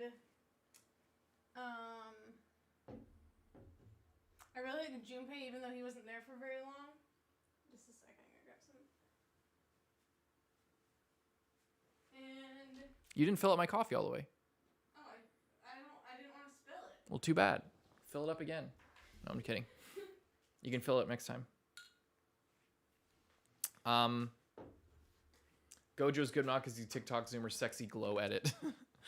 Yes. I enjoy GOJO, but it's not my GOJO. favorite. Yeah, I wouldn't. It's not like with Kakashi, where Kakashi, I really liked him and he like was my favorite character. Mm-hmm. I enjoy GOJO's presence in the story, but he's not my favorite. Probably never will be. True. I feel the same. I feel the same. What I will say, my favorite thing about GOJO is that he tries so hard to be funny, but in the story, no one thinks he's funny, and that's what makes it funny. Is because what he's doing isn't funny, but the way that people react to it is the joke. The funny thing is nobody thinks anybody's funny. Everybody's That's dripping true. with sarcasm. There's never like somebody tells a joke. I mean, other than like Junpei's mom. Yeah, Like that's like, it. She's the only one who laughs, and I think that's why she's so and endearing. People laugh. It's like the 2v1 battle when two people are picking on one person, then the two people laugh together at the one person because they're picking on no Junpei. one's or like with Panda and Obara and how they're like roasting stuff. It's like the jokes are always at someone's expense. Yes, it's never like, oh my god, yeah, that's so funny when you put it that way. My It's like brother. nobody ever thinks that like, oh, that was a funny joke you just told. I'm laughing. Like that never happens.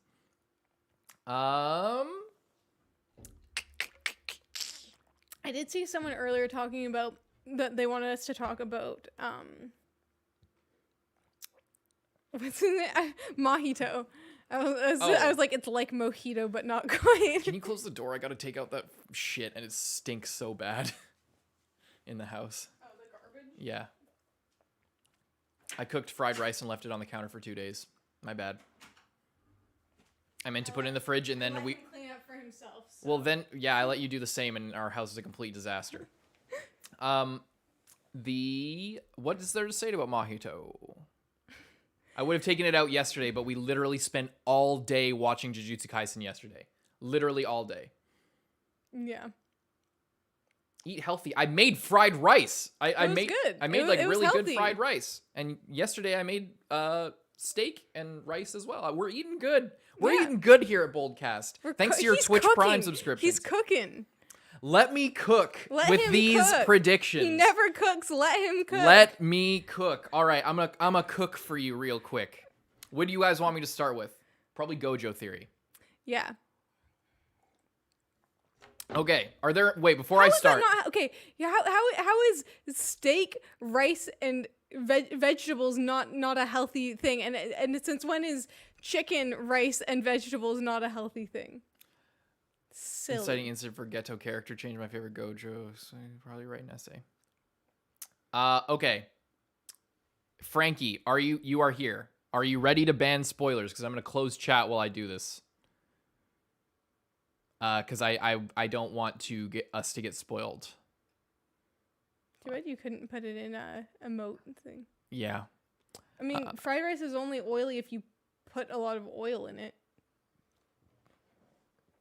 Yeah, why are you guys like, what is this? This is the most What's this American, hate- what is this American fried rice shit? hate? Yeah, this fried rice catching strays out here.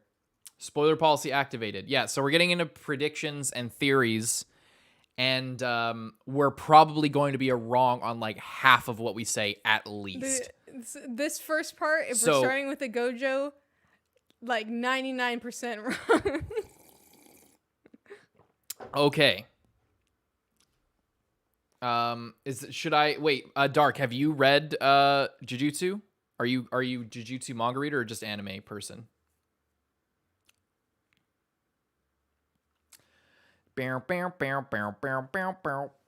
Okay, never mind. I was gonna mod you. That was your chance. I'm gonna go home and Lemillion, cry I now. love you. I'm gonna make you a temporary mod.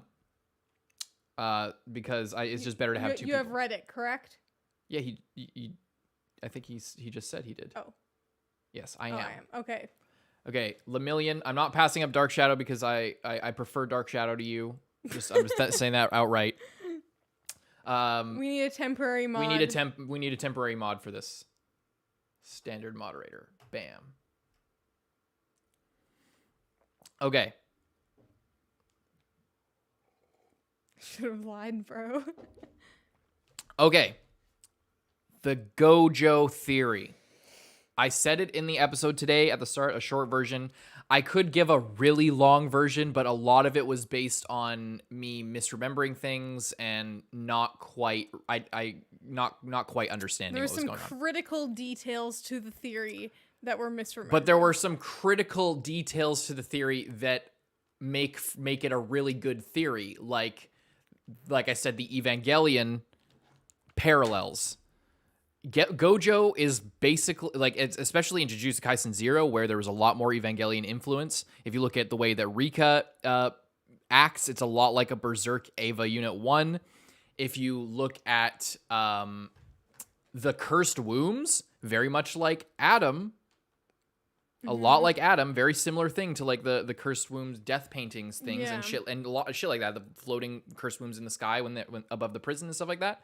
Very similar. These embryo demon things.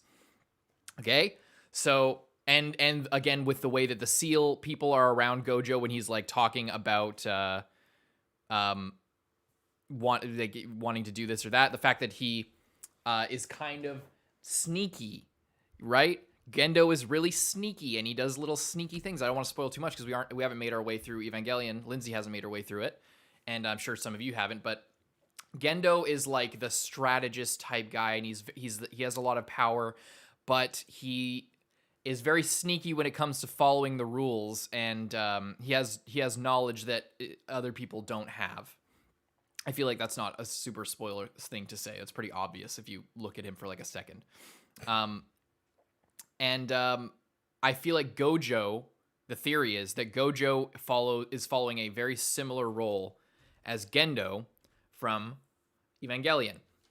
How I think that applies to Jujutsu and not Evangelion is that I think the theory started out as GOJO was the rat that was informing the Cursed Spirit guys on everything that was going on in Jujutsu Tech.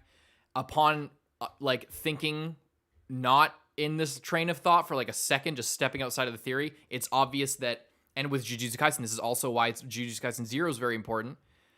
GOJO thinks that Geto's dead. Everybody thinks that Geto's dead. Somehow Geto's alive. He has a forehead scar, and he's specifically trying to stay hidden from Jujutsu sorcerers, because if they see he's alive, they'll know that he's a mole, because he's the mole. He has all the information. He's telling them about all this shit. The reason I formed the series is because I thought that GOJO was the mole. He's not the mole, I don't think. That's where the theory started. But I think the theory does have merit that GOJO, who is this god being, saw with his like crazy knows everything, sees everything around him eyes within a certain range, I assume, saw that Mahito was breaking into the cursed, breaking into the storehouse where the Sukuna fingers and the Cursed Wombs were, and I think that's why he didn't go after Hanami instantly when he saw, because he looks down, he sees like, okay, I have two things I can do. The veil is gone. I can. As the show presents, we don't see. I'm not looking at chat right now. I'm sure they're shitting on me so bad. They're having umbrellas. Okay, assuming because the show doesn't show that he sees Mahito. I think my theory is that he saw Mahito and he let him go. I think he sees Mahito, lets him go. There's two fights going on. There's the coat rack guy and there's Hanami and his student Yuji and Todo. He knows that Todo and Yuji are probably not going to die. They've been fighting for this long. He can be reasonably certain that if he leaves them there, they're not going to die. I think he actually says that. But why the fuck does he go after Coat Rat Guy? For what reason? I think he wants Hanami to get away. I think that's the reason. And so he gives Hanami he flies up in the air, reveals himself to everyone. He's like, I'm here. And then he goes and he takes out the guy that is not even nearly as much of a threat. He's a Jujutsu sorcerer, but he's like, you have normal sorcerer guy who's unhinged, an actual god of the forest comprised of all of humanity's fear of all things in the woods and the mystery of the woods and all that shit. But I think that he let Hanami get away on purpose because he wants, to a certain point, he thinks he's really powerful. He knows that if he comes up against any of these guys, he can kill them instantly. He didn't crush Jogo's head instantly. He didn't exercise Jogo. Why? Instead, he fell for a very simple like genjutsu distraction, and then Hanami takes the head and runs? How does that make sense? If Gojo's so strong that he can literally delete shit from existence, then and blow up shit just by mixing some energy together, how does anything get past him? It doesn't make sense with how he's described from a power scaling perspective. Gojo, back to the Gendo thing, wants Yuji to eat all the fingers because I think he wants to undermine everything that the Jujutsu higher ups are doing. He says at one point early, I can't kill them, but because if I kill them, they'll just get replaced and the status quo will continue. The best thing I can do is be a really good teacher and make people think the way that I do, so the world is run the way that I do it. Because he says like early on, I think it's after Yuji dies or when they're cremating his grandpa or something. He's like, he says something about his age, about how he's not going to live forever and how, his time is limited. He's super powerful, but he feels powerless or whatever. And it's because he can destroy anything, but he feels powerless to change the status quo and to have things go the way that he wants them to go. To what end, I have no idea. But I think that he let Mahito go. He let Hanami go. He incapacitated a guy that would give them slight information, if anything, on the cursed spirit people. And he's leaving the other Jujutsu sorcerers mostly in the dark because he wants to feed more fingers to Yuji. If he broke into the cursed storeroom, he would be evil and fucked up, and he would be ostracized and kicked out of everywhere. So he knows Mahito's going in. He sees Mahito's going in. He goes in, and instead of going towards Mahito, somebody's breaking into the cursed storehouse. I'm going to go distract everybody else by going into this fight instead of going there, because if he steals the fingers, then I can eventually get the fingers and I can feed them to Yuji. That will undermine everybody. Then I can kill Sukuna if he takes over, because Yuji's going to die anyway, unfortunately. It sucks to suck, but it just is what it is. And then he profit. Then all the people who are opposing him are out of his way, and he's not like the number one ruler, but then they'll be replaced by people that he has groomed, like Megumi, like Maki, like whoever, that are cool and on his side and think the way he does. And then things can be run how he wants. Again, to what end, I have no idea, but I'm relatively certain that's where he was going with that. I do have one thing that I seem to remember as to why he went to Coat Rat Guy. So Coat Rat Guy, first of all, we have to remember that he did say that he wanted to question Coat Rat Guy, and he was worried about Hanami getting away because Hanami had been able to escape in the past. He also, if I'm remembering correctly, but if he knows Hanami can escape, listen to me. I'm quite sure he said Yuji and Todo are a certain distance away from Hanami. Like, as in, because they had to be out of range of his attack, which is why he could have gone down, got rid of Coat Rat Guy, because he could have been worried about how that fight was playing out, and he knew that his long-range attack could be instantly activated in the direction, and that Yuji wouldn't be in the way of his line of fire, whereas potentially, if he went after Hanami, he'd be fighting Hanami. He wouldn't have to go after Hanami to start his attack. He could have done the same thing just first. He chose to go after Coat Rat Guy first, yeah, I think, as a political move. Because then, if the old man fucking dies by Mahito or by Yuji Sukuna coming back and fucking him up, or if he dies and everyone's like, why didn't you save the fucking old man? Like, why would you do that? That's pretty suspicious that you're fighting with this guy all the time, and then he dies when you could conveniently save him. So he goes down and saves him. They would have been out of range of his purple attack before or after that happened. But I think that he let Hanami go because if Hanami's ready to fight another day, he can just delete Hanami later. But in the meantime, he can gather more fingers. He can fuck them up a little bit more. I'm pretty sure part of the reason that he went and grabbed Coat Rat Guy and then was taking out Hanami at a distance was because he was worried about Hanami getting away again. And also the last time that Hanami fucked him up was at close range. So if he's far away, then Hanami can't use the freaking flower. If he was worried about Hanami getting away, if he was really worried, he would have just done it first because Hanami can get away. But the thing is that if he was thinking that Hanami would still get away at the end of it all, but potentially have the opportunity to take Coat Rat Guy with them, and then you're left with no witnesses or anyone to question, because that's what happened last time, is he was fighting someone, and then Hanami swept in, friggin' took them away, and they both disappeared. So if you go and you're standing like on top of the guy that you want to protect, and then at a distance, a couple of seconds after than you could have been, are attacking. I don't get this logic, because the other guy that he chose to go after first is just a human. He could have some sort of translocation ability, but he knows that Hanami can escape, because he literally did that before when he fought Jogo.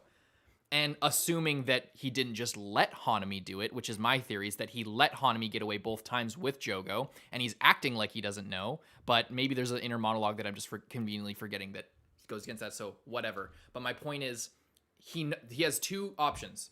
One is an escape artist that is a very powerful curse, and is one of the people that he fought before, and he knows something about what they can do. He knows that Yuji and Toto are going to be safe, but he also says and knows this thing can escape. Then he looks down and sees a fucking guy in an apron, and he's like, I'm going after that first. Why would he do that? Why would he do that?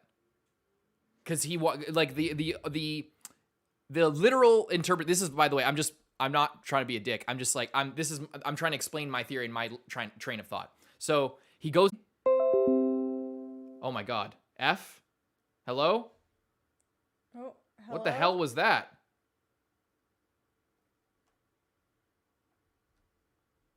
Is everything okay? Are you guys there? Oh shit, that was scary. Anyway, I hope that it's still good and we're still on the same stream. It looks fine. Looks fine. Okay. Oh. Second time. Okay. Oh. Okay, sorry about that. Anyway, so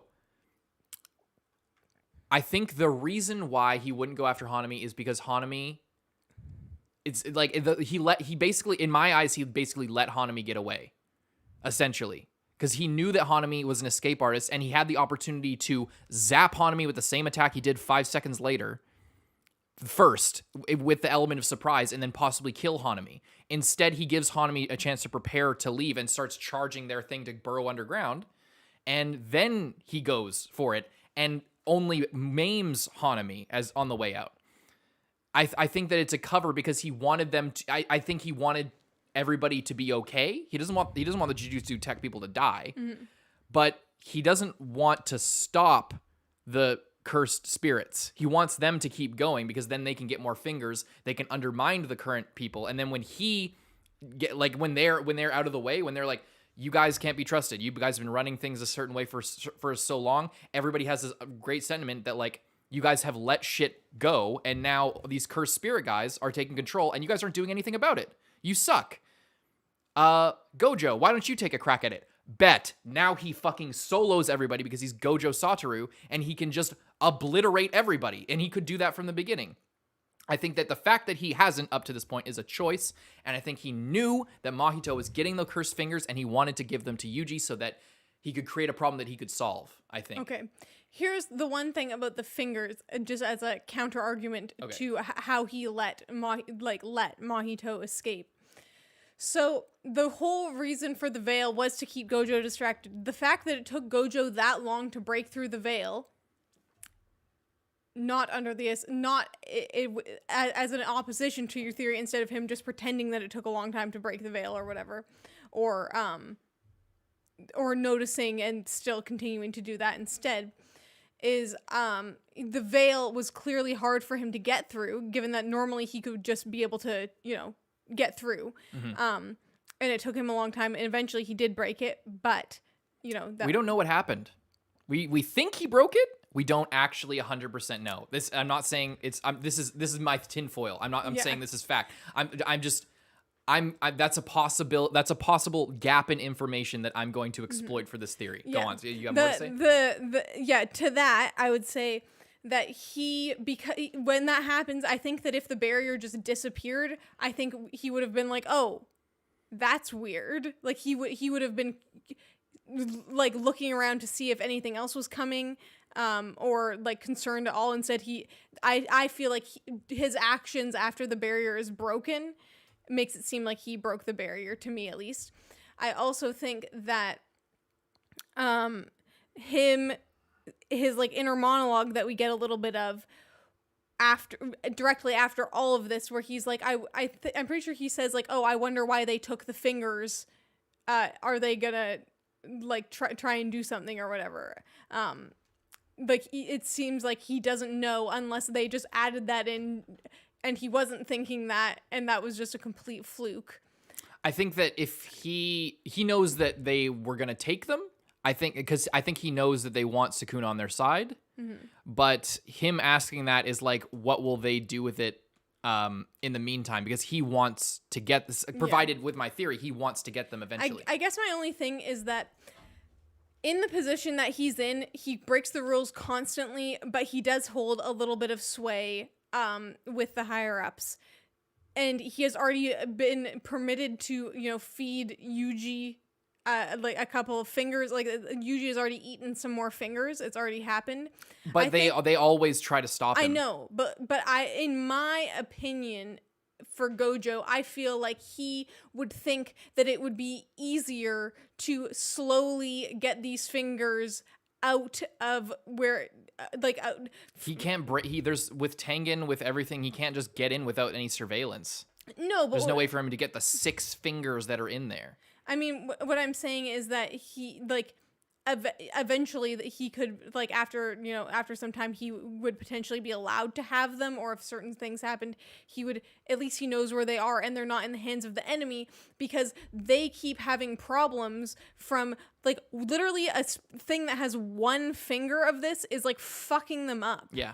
So him being completely fine with them having 6 of them for something that he doesn't know what they're going to do with in the meantime seems not that good. What if the motivation is he wants them out of the hands of the higher ups, because as long as there's fingers out there to get, he can postpone Yuji's execution. If they have 6 fingers, that's 6 fingers closer to Yuji just dying, because they can immediately kill him. If he scatters them to the 4 winds, then Yuji gets to live another day or another month or another year. And that's, maybe he can live out the rest of his high school life before they have to kill him or something like that. As a grander goal, to what end I was saying. Mm-hmm.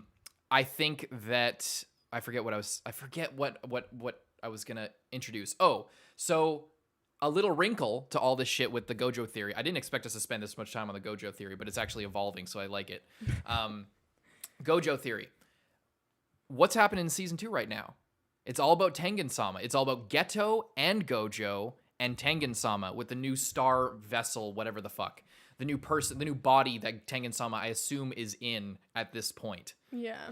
So, we are getting an arc developing the bond between GOJO, the person who is named in this theory, the main antagonist who has a direct connection to GOJO, and the one creature between GOJO and the fingers in this theory, and Geto and the fingers.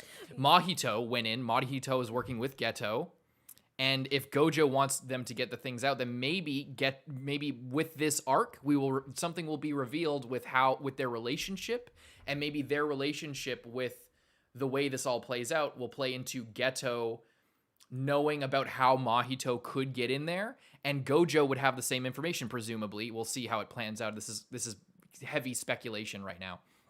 But that gap in information of if Tengen, the barriers, I think we just learned come from Tengen, right? And so strengthened by. So there's this giant barrier there, and the storehouse got broken into.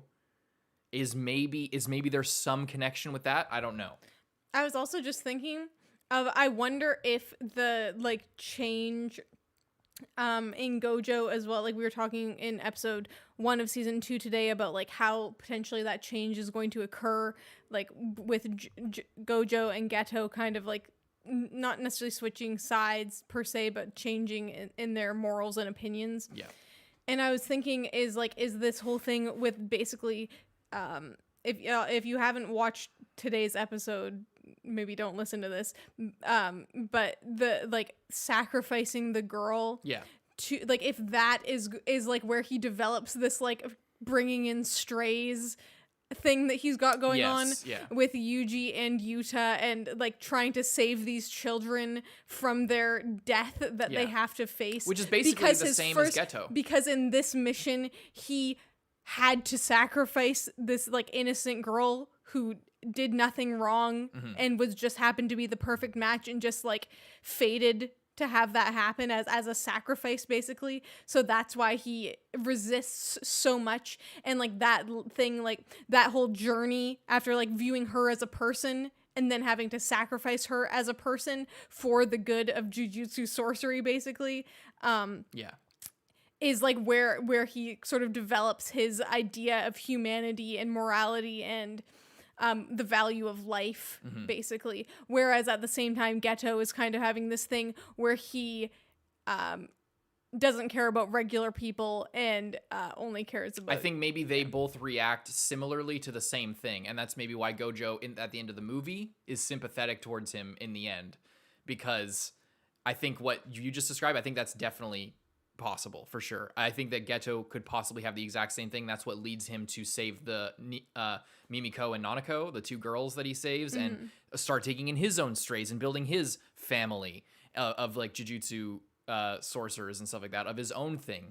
And why he becomes very protective of like his tribe and stuff like that, and his own way of life. So I think that they'll have similar reactions, and they're doing the same thing. But that what you just described also would play into my like, if GOJO wanted to steal the fingers.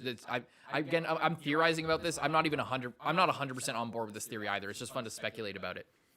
And also, if you're a manga reader and you know that I'm wrong and whatever, just enjoy me writing an alternate universe of where GOJO's evil or something, or an anti-hero, because it's fun.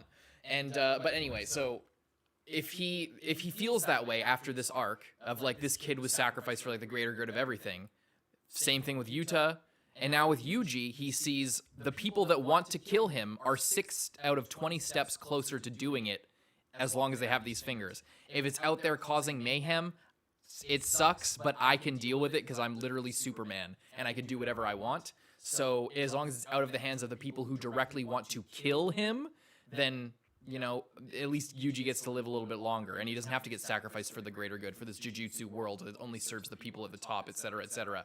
That feeds into his whole thing about, like, I would kill them all if I could. I could defeat Sukuna if I wanted to, even at his full power. You know, this, like, all these little villainy little shit that he says, and all these little, like, you know,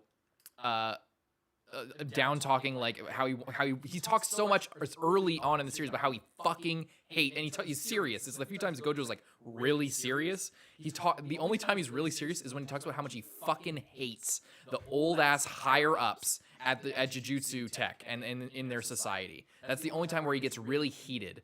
And I think it's what you said, probably, where this arc he's probably going to have to sacrifice this girl and learn the value of human life, and learn the value and learn how, and he'll get jaded to them, and that hatred, I think, will be born from this. Jujutsu Kaisen coming fall 2024. Look out for it. All right, that's the GOJO theory. I think GOJO is a double agent for himself. Theory over. Why do you want to explain the umbrella theory? One second. I need to go to the bathroom. I think you need to explain the umbrella theory. I think you should talk to people for a second while I go to the bathroom, and then we'll do the umbrella theory, and then we'll talk about a little bit more predictions, maybe talk to you guys for a second, and then we will continue with ending the stream. 1 second.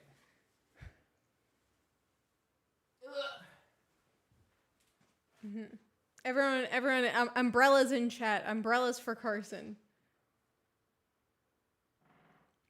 The GOJO theory, I think, in my personal opinion on it, is that I don't think that GOJO knows about them stealing the fingers. I think that's a bit far-fetched, but I do think that, like, I mean, it's obvious that he's not super on board with everything that the higher-ups of Jujutsu Tech are doing, and you know, he like has his own goals and his own things that he wants, and maybe throughout this next coming arc that we'll be watching, it will sort of reveal more about his character.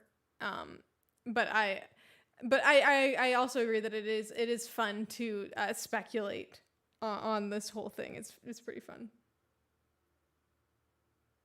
But I do think that the umbrella theory actually has a lot more merit than the GOJO theory ever did. The only thing is that the umbrella has literally nothing to do with the theory. And it's the same with what Carson was talking about, where he's like, sometimes he's wearing these clothes and sometimes he's wearing that clothes. I'm like, that is also irrelevant to the theory. You're focusing on the aesthetics of this theory when the actual theory is good. Me? Yeah, I'm just messing around.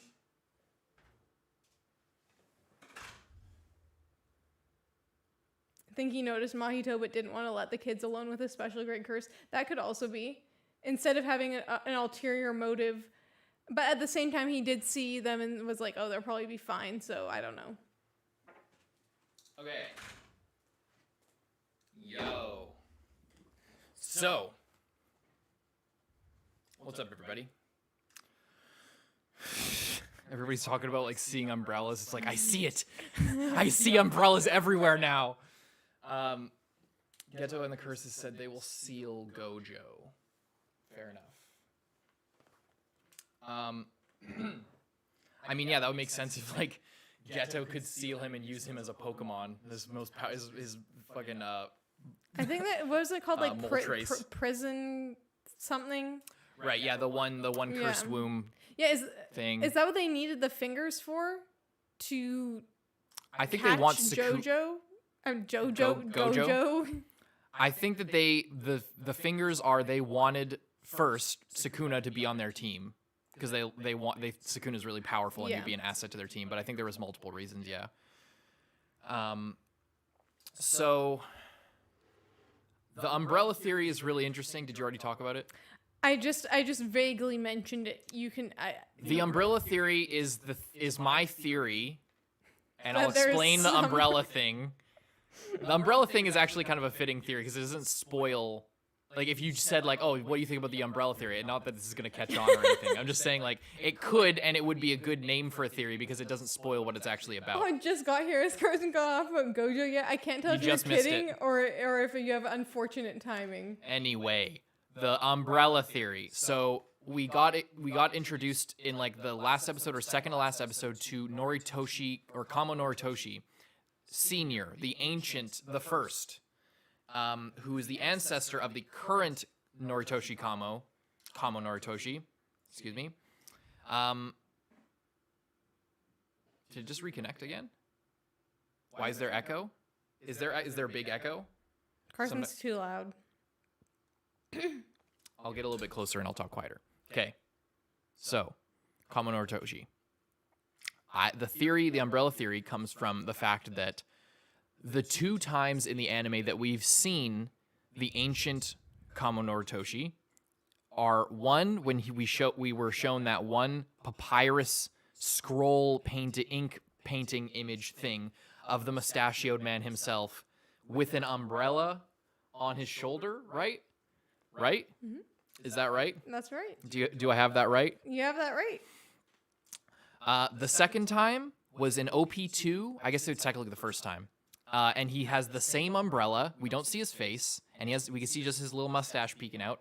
And he's outside of this home with like a hunchback guy with a little Luffy One Piece style straw hat and a sword beside him. So we see him those two times. He has an umbrella and he's dressed in very traditional clothes both time. Geto dresses very similarly to him. Geto collects cursed spirits.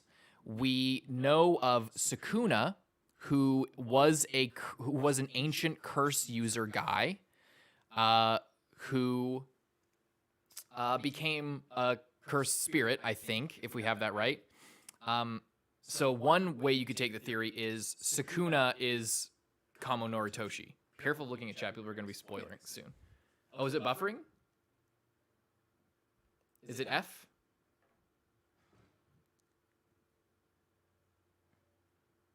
Okay, sorry.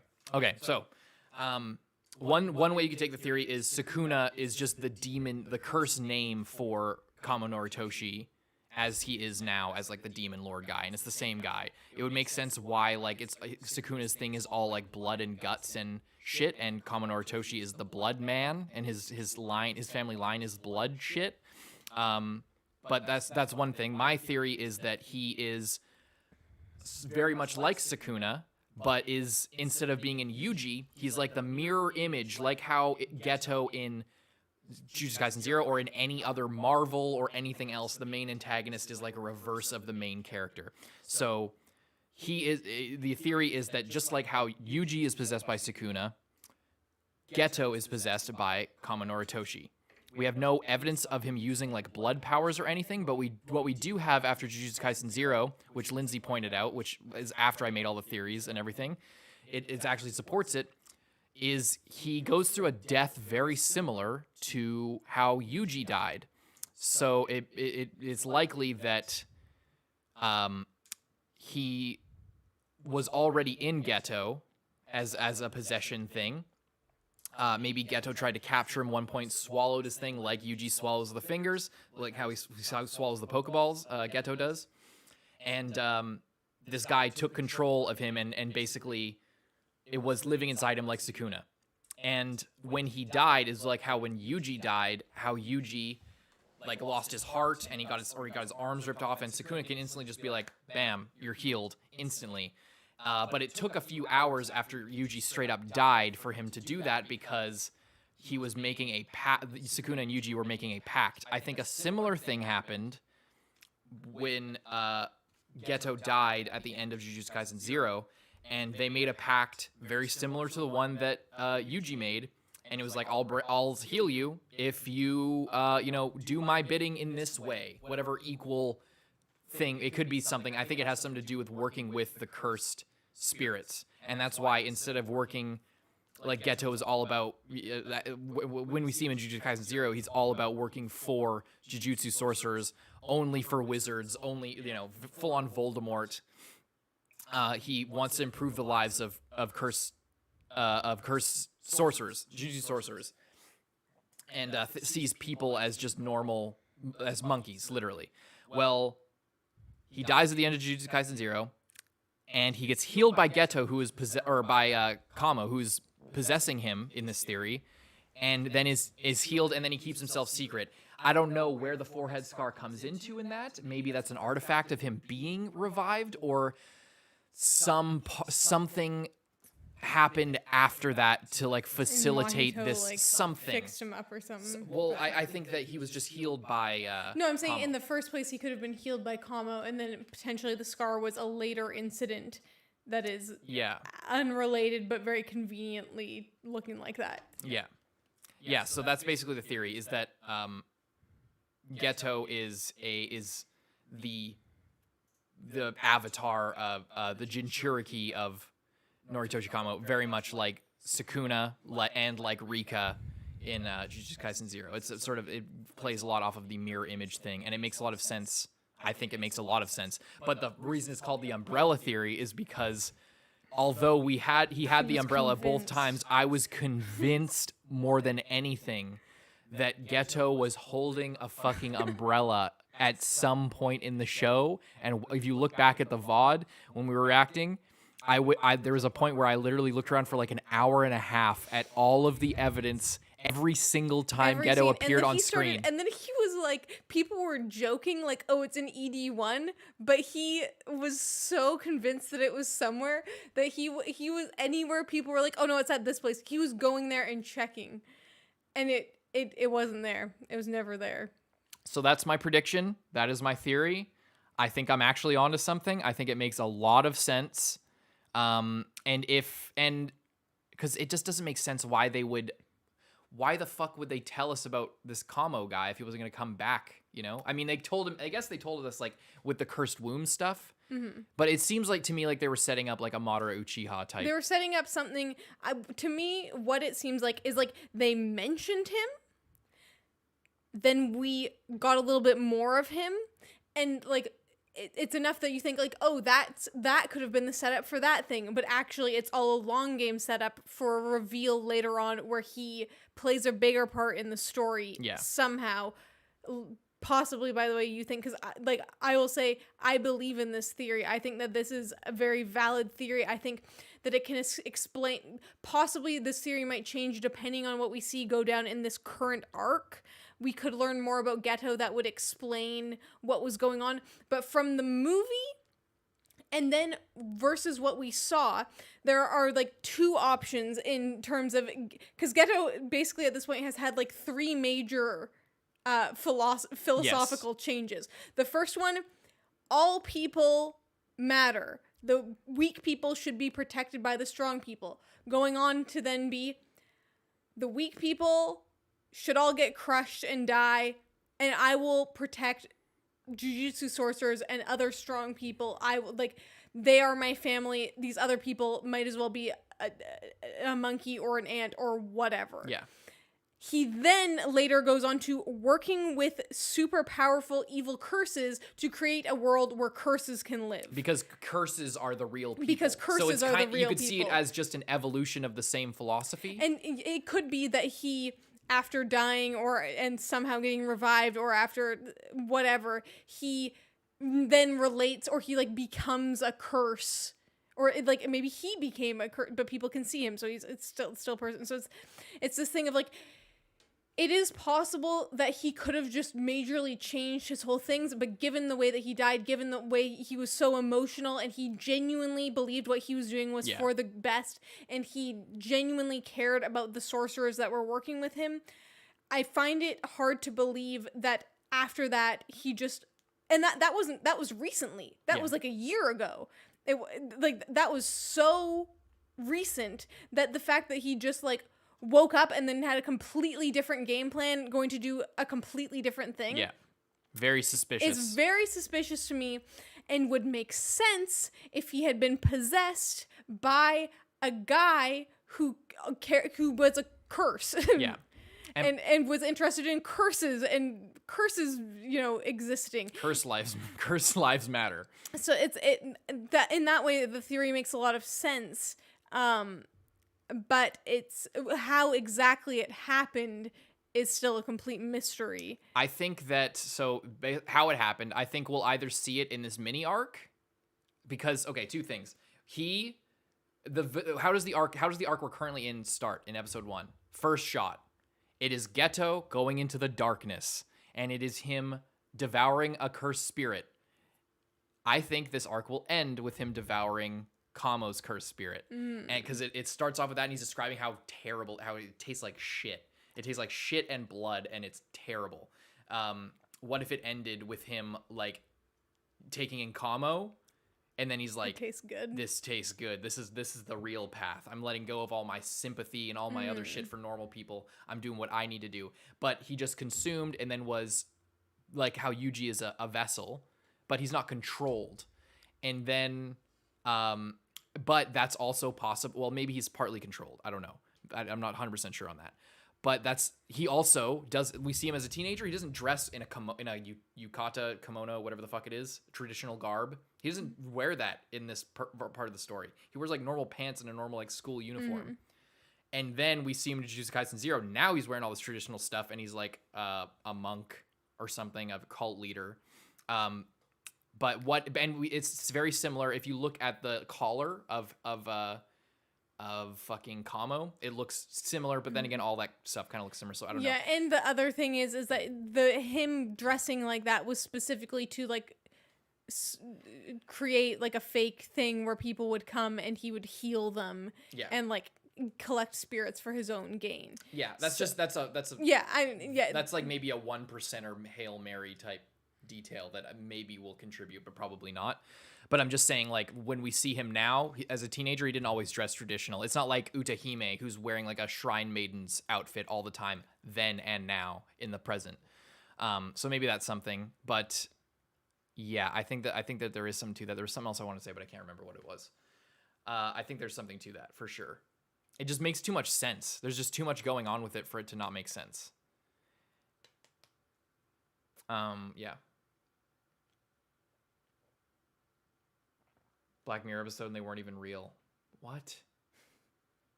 Now respect the umbrella theory. See, without the umbrella, the now theory what? Because becomes Lindsay much said more it? credible. No, it's because you weren't making fun of me the whole time. it's because when you're frantically searching for an umbrella that doesn't exist and like trying to tie it into your theory, it makes your theory not sound as good as if you like aren't manically searching for an umbrella and just like calmly stating the theory. It sounds like a little bit. It has a bit more credit to it, you know. What if? What if Kamo literally is Sukuna? There are only 19 fingers, and Geto has one, and he made the pact with Sukuna to heal himself, and it's not like, oh, there's a mirror image. They're both vessels of Sukuna at the same time. Geto is working with like an incarnation of Sukuna that wants the fingers to get found by Yuji so that he could take Yuji's body. Right? Probably not. Maybe that's a little bit too far. I think that's a little bit too far. Maybe that's a little bit too far.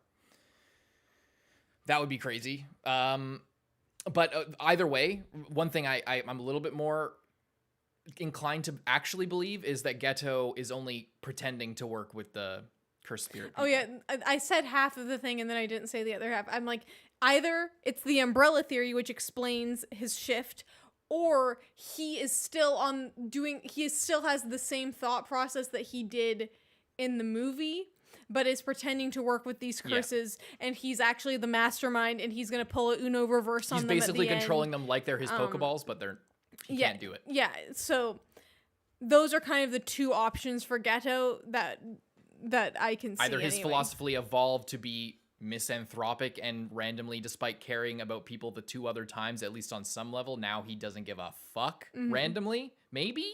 But I think it's more likely that he is still the Pokemon trainer he ever was, the best there ever was. I wanna be the very best.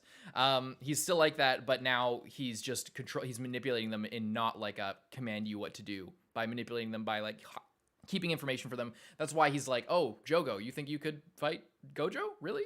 You think you could go fight my best friend from high school? All right, go give it a shot if you want. Sure, you're about 4 fingers and he's 21, so you can give it a shot if you want to. And he's like, I'll go do it. I could kick his ass. Geto knew he wasn't gonna beat him, and Jogo knew when he got there. He's just like, that motherfucker. He was egging me on to do this when I didn't even. He knew I would fail. He didn't even try to stop me. Maybe it's because he knew that he couldn't, because Jogo's like a hothead, literally. But I don't know. I think that he's playing his own game, and he might be working with Mahito a little bit closer. They seem to have a closer relationship, but maybe not. I'm not sure. But Geto is such a interesting villain, and he is 10 times more interesting because of the fucking Jujutsu Kaisen 0 and that whole relationship that we've been talking about all this time. The relationship between the first draft and the second draft being a continuity, but also the same content written in different ways, but happening one before the other, and having the same villain, but having different motivations and different designs. And it does also make me excited for the connection or the reveal that like makes sense with Geto's change of ideology, because in order to make a movie out of your prequel that was like basically scrapped for the main story, like you didn't have to make a movie out of that, and if you didn't want to make it work in your story in some way, then you wouldn't have done that, or you would have changed it in the movie, but you didn't.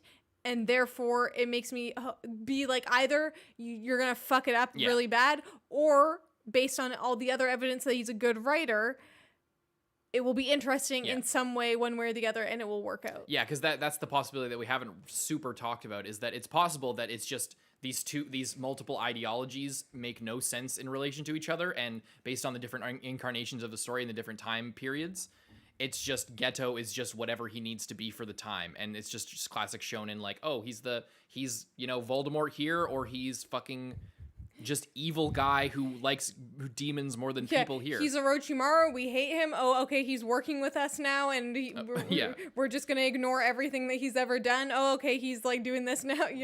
Yeah.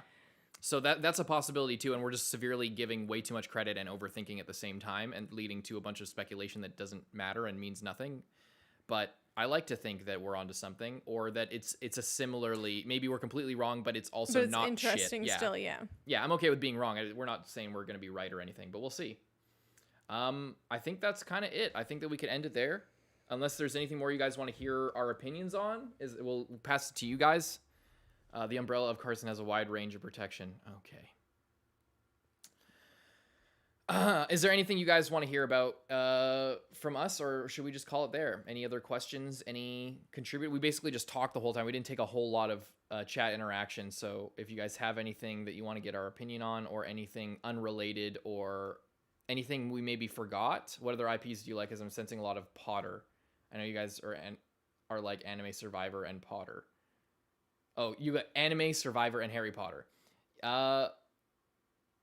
What other IPs do you like? Berserk? I don't know. Vinland Saga? Vinland Saga? Yes, there will be a Vinland Saga discussion stream soon. What do you think Sukuna's interest in Megumi is? Right. I don't know at all. I have no fucking idea. Yeah, I really don't know.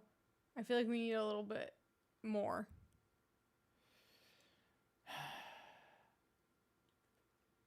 No, Maybe or Maki. I like Maki better. I maybe it's just as simple as Sukuna is interested because Yuji is interested, because they share the same body, and maybe they have a swirl of emotions that's similar, and maybe that'll manifest in Yuji at some point, feeling some of Sukuna's feelings. Possibly. I doubt it, though. I think it's something else. Maybe he's just interested in his abilities. Yeah, I think, it's possible he maybe wants that ability for himself somehow. Because if he eats, was there something like if he fucking eats Megumi? Am I completely making this up? Then he gets his ability. I don't remember that. Okay, maybe I'm completely missing that. Yuji and Sukuna's deal is when he died. Didn't we see that? Yuji and Sukuna's deal. It was like, yeah. I can speak a word, and for 1 minute I get complete control. Yeah, and the deal was that he wouldn't hurt and he wouldn't remember. Yeah, and the deal he wouldn't is he hurt hurt or his kill friends. anyone. I think. Yeah, we saw the deal. Will you ever feel shonen burnout from all these shows? Yeah, we feel it all the time. This is like a rare case where we don't feel it. And also, we do try to watch not just shonen. That's why if you look at our channel, we aren't doing like Naruto, Hunter x Hunter, Bleach, Black Clover, all at the same time. We're watching Oshinoko and whatever, freaking Heavenly Delusion and Blue Lock, which is still shonen, but like a sports thing. And we try to keep it a little bit diverse with Bocchi the Rock now and Invincible, and I don't know. We've always tried to keep not just watching 5 of the same show at the same time. Yeah, that's not really fun. Yeah, even though that's kind of counterproductive to running a channel, because we're basically constantly splitting our audience because we have a diverse sense of taste and we just like different things. And we don't just like watching the same shit all the time. But when you run a channel, it's like the winning strategy is do the shonen audience and all shonen pretty much all the time. Do every shonen, have constantly shonen stuff. And a lot of channels find a lot of success, more success than us doing that. But we cannot, because we aren't like that and we'll get burnt out. Where's Kaguya ranking your all time? It's definitely top 10 for me, for sure. Yeah, I really like Kaguya. For me, Kaguya is top 10 for sure. We got to watch the movie soon. I think so as well for me. Does a non-toxic fan base exist in this day and age? Jujutsu so far has been pretty good. It's like there's a lot of people, there's a heavy lot of people who think it's like super overrated and not worth your time. But the people who really like it, maybe it's just because we aren't super into it that we haven't experienced like up to this point. I also think of a fan base like the Heavenly Delusion fan base was pretty good. Yes. They were all, and like people weren't even really spoiling. People were like interested in theories and like excited that we were excited about the show. Some people were spoiling. Some people, I'm not saying but like less so, I think, than, and there wasn't really many angry people anyway. Kaguya fan base is pretty good. Like no one's ever like, hating on us about Kaguya or, doing anything. The Haikyuu fan base was really good. Haikyuu fan base is the Run with the Wind fan base is actually the best, probably because it's just like such a wholesome and small show, and everyone's just excited that we were watching it. Yeah. Yeah. I think anything that has a younger audience tends to have a worse fan base.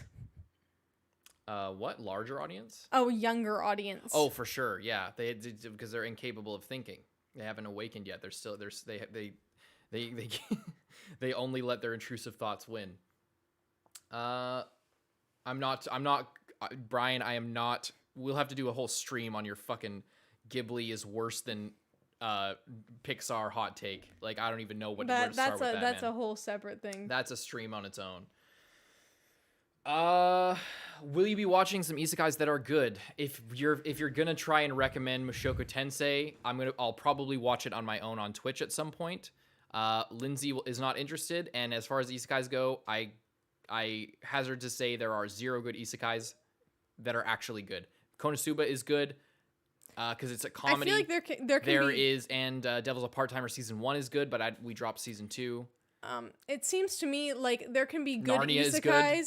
There can be good isekais, but like the best isekai, to me at least, does not come anywhere near the like other in any other genre of like the best of those. You know what I mean? I'm saying like I'm sure within the isekai genre there are some good isekais, but to me at least, I don't think that those would be good compared to something other than isekai. Yeah, Geguk actually said this recently when he was talking about Mushoku Tensei on Trash Taste. On Trash Taste, he said basically like Mushoku Tensei is like that isekai for people, is where it transcends that. But I think that you only think that it transcends isekai and becomes like considered one of the good shows that, like, even though it's not an isekai. Oh, there's Log Horizon, that's a good isekai.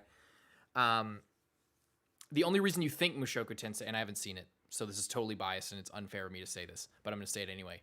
The only reason you think it's among those is because you like it and because you are an isekai fan. Otherwise, you wouldn't think that. Log Horizon is actually good. Didn't hold up. If you rewatch season 1 in the dub, you might like it. I don't know if you watched in the dub originally. Overlord, I just feel like it's just bad. It's just a bad genre. It's just a bad genre. It's about Island, the only good isekai. The possibility of making a good isekai is the same exact possibility as making a good death game story. Very, very slim. They could have good aspects to them because, you know, if you're good at writing a story, you can write a good anything. But it's about as likely that it will be actually, like, you know, a good story, not, you know, within relative to other shit, like actually just good. I think it's about as likely. What else? Slime isekai is good. I'll take your word for it. Mushoku is the same isekai as the rest, but with a worse protagonist. Kirito the Black Swordsman. Isekais are as stinky as that fried rice Carson left out. You're goddamn right. It's true. I think ReZero Mushoku Tensei way better than the 100 copy paste ones. I think they're just the same. They're just the same, but are edgier in that Subaru suffers a lot and it's really crazy to watch and really like torture porn, and that makes it seem like it's better than it is. And Mushoku Tensei, with the whole sexual weirdness, makes it seem more like mature or more, it adds like an element of reality to it and it makes it seem like it's different. But I think it's just the same isekai. It's just a fantasy where the main character has context of the real world or of a different or of his previous lifetime, and it, you know, that changes the way that we interact with the fantasy world. That doesn't mean that it will be good. I would rather they just commit and make an actual fantasy that isn't based on every JRPG that's been made for the last 30 years.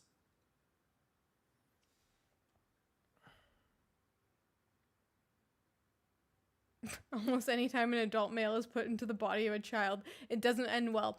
And the funniest part of that is, like, in Erased, when it does end well, then everyone gets so mad and are like, how this is the worst ending of all time. I'm like, what? His because serial he didn't fall killer in love waited with for a him, but his child? girl didn't. It's like he wasn't trying to rizz up the 9-year-old, you fucking psychos. He's a 25-year-old man. This isn't a romance. I don't know what your problem is.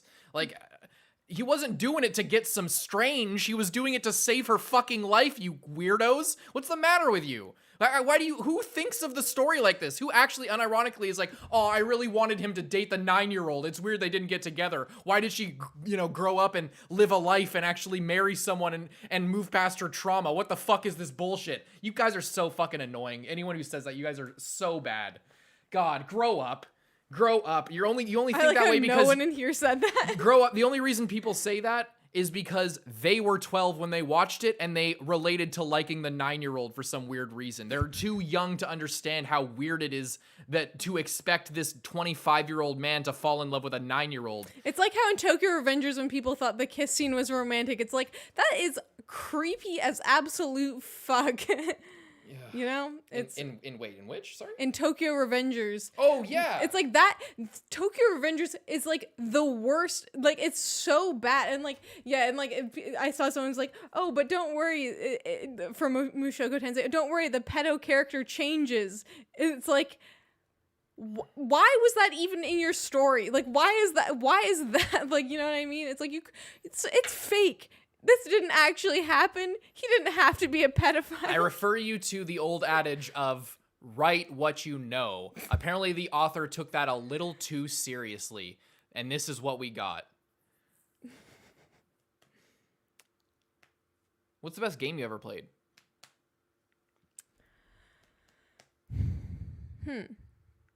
For me, Skyrim. Even just vanilla game. Skyrim, I could play it to this day, and it's just as good for me. Best game. I really like, I think maybe Beat Saber is maybe my favorite game because it's so fun. We got to do another Beat Saber stream now that this is all cleared I know, up and we got the big open space. What else? Well, maybe not in the summer because it's a bit hot. Either way. Anyway, one day.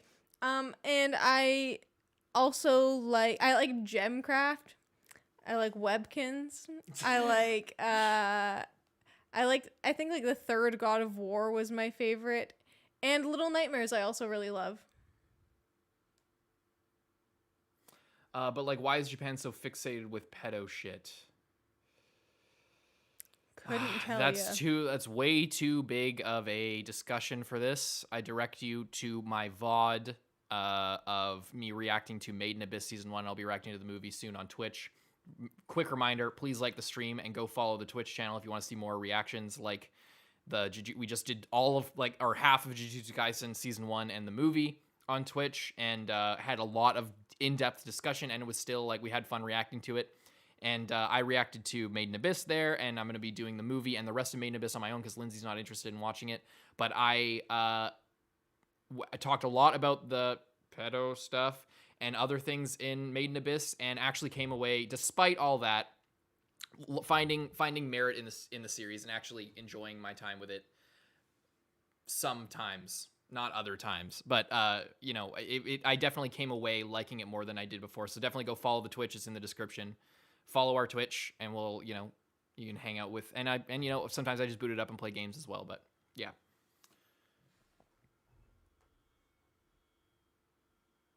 I refer to the old adage, Carson 1635. How old is this adage if it's 1635? Never played Final Fantasy. If I played other Final Fantasies up to this point, I always have wanted to, but I'm not the kind of guy who likes JRPGs. In fact, the JRPG style of storytelling is like one of my least favorite things ever. It's like my exact same problem with light novel storytelling. And of just like dialogue for dialogue's sake. Let's stop everything that we're doing. Stop all the plot movement. Stop all the action. Stop any kind of interesting thing.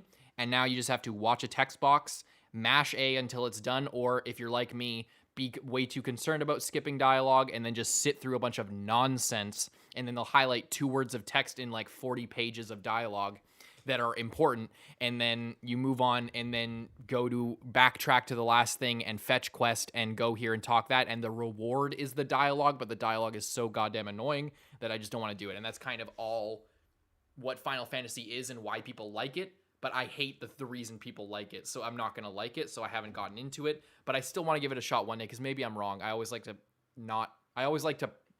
think that there's a chance out there that I'll like the things that other people like. So we'll see. Final Fantasy 16 looks insane. I saw one quest of the little girl and her pet. I saw that. It was an Asmongold clip. I watched that. That's some fucked up shit. Do you want to hear it? No. Do you want to watch it? Not right now. Oh. Okay. Lindsay doesn't like fun, you guys. It's really crazy. And I don't think he'll play the game, so it'll be fun to watch, but never mind.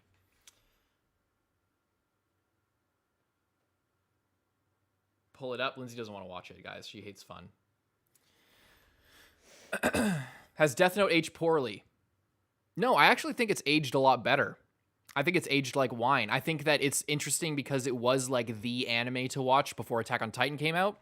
Attack on Titan came out and it was still like, if you're getting somebody an anime, you watch Death Note because it's a really good show. And it's like at that point kind of modern, talking about like 2006 to 2013, 2014, 2015, 2016. Then 2017 season 2 comes out. Attack on Titan becomes the main show that people watch to like recommend to people, and that keeps happening. And then Death Note over the last few years has kind of fallen out of the mainstream, quote unquote, for like the first 2 or 3 shows that people watch. They'll recommend like Vinland Saga before that, or other show, whatever, ReZero or something. It's still in that top tier. I'm not saying it's obscure, but for a while it was sort of left behind as like people take it for granted and they don't really talk about it anymore. Now Death Note is becoming more and more of like coming to the forefront again. It had like a weird cycle where it sort of went through the wash once. Now it's come out and now it's being talked about again and remembered again and watched again, and a lot of new people are getting exposed to it. And I think that it's better than ever. At least we're not in the days back in the day where, you know, a bunch of emo girls were saying that they wish Light won. Instead, we have a bunch of goth girls on TikTok saying they wish Light won. So times have really changed.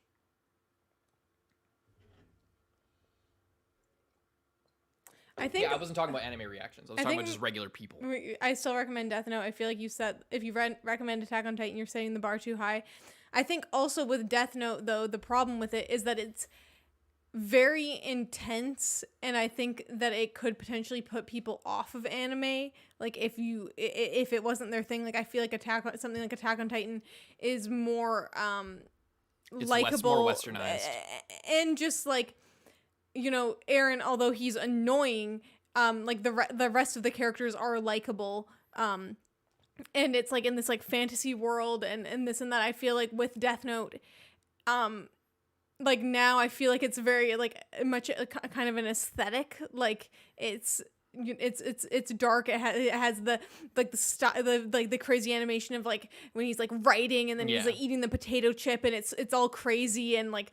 Yeah, it's all dark toned and like, you know, it has like its own thing, and to me I feel like if you think someone would be really interested in that like specific like style, then it would be good. But I feel like if you were just trying to get like an average normal person to watch an anime who is like on the fence about watching an anime, it might not be the thing to go for at this point when there are other more normal higher quality things that like. It's also Attack on, like, it's not just that Attack on Titan is like more normal or more westernized, it's just that it's so overtly bombastic and emotional. Like it's the same director, season 1 of Attack on Titan, which is what will grip you with Attack on Titan if you're showing it to a new person, and Death Note. It's both Tetsuya Araki. Tetsuya Araki was earlier in his career, and he was still getting a feel for things, so he didn't have that like crazy hyper emotional like no like shit, people screaming all the time. It's like really easy to get like gripped by the action in Attack on Titan. In Death Note, it's not subtle, but it's subtler than Attack on Titan. I will also who said that? Someone said when it gets political in season 4, it might turn people off of anime. I think by the time you're at season 4, you're on board. You're on board with it. And also a lot of Western, like Game of Thrones is a very political show, or like a lot of normal live action shows that people are accustomed to watching are more in line with actually that part of Attack on Titan than really anything else. Yeah. So I don't think that would have the same effect of turning people off as Death Note, for like, you know, the reasons associated with that, you know? Yeah, same. I feel the same way. Anyway, I think that's a good place to stop, everybody. I think that's a good podcast. I think that's a good stream, guys. Good 3-hour stream. I feel like this was really good. I really like talking about Jujutsu. Thank you guys for sticking around for that. Thanks for sticking with my theories and actually considering them and not just calling me a schizo and laughing at me, which was still funny. I'm joking. I liked it. I like that you guys were making fun of me in the stream. It was really funny. Yeah, and if you want to check out the VODs for us reacting to Jujutsu, you can check out our Patreon. I made it available for all patrons, even our $2 tier. So you could go there and see the catalog of videos that we have there. We got like hundreds of OP reactions that are like uncut and have good audio and visual that you can view there and that aren't cut down and stuff, and other random reactions here and there. But you also get like all 3 VODs of us reacting to Jujutsu Season 1 or re-reacting to it, and you get to hear all of our criticisms and speculations and stuff like that live, and you get to see us get made fun of by the chat and hang out, and it was a lot of fun. So you can go check those out. Make sure to go follow the Twitch for future reactions. Make sure to like the stream, please, and thank you. And thank you very much for tuning in. Yeah. Bye-bye. Love you.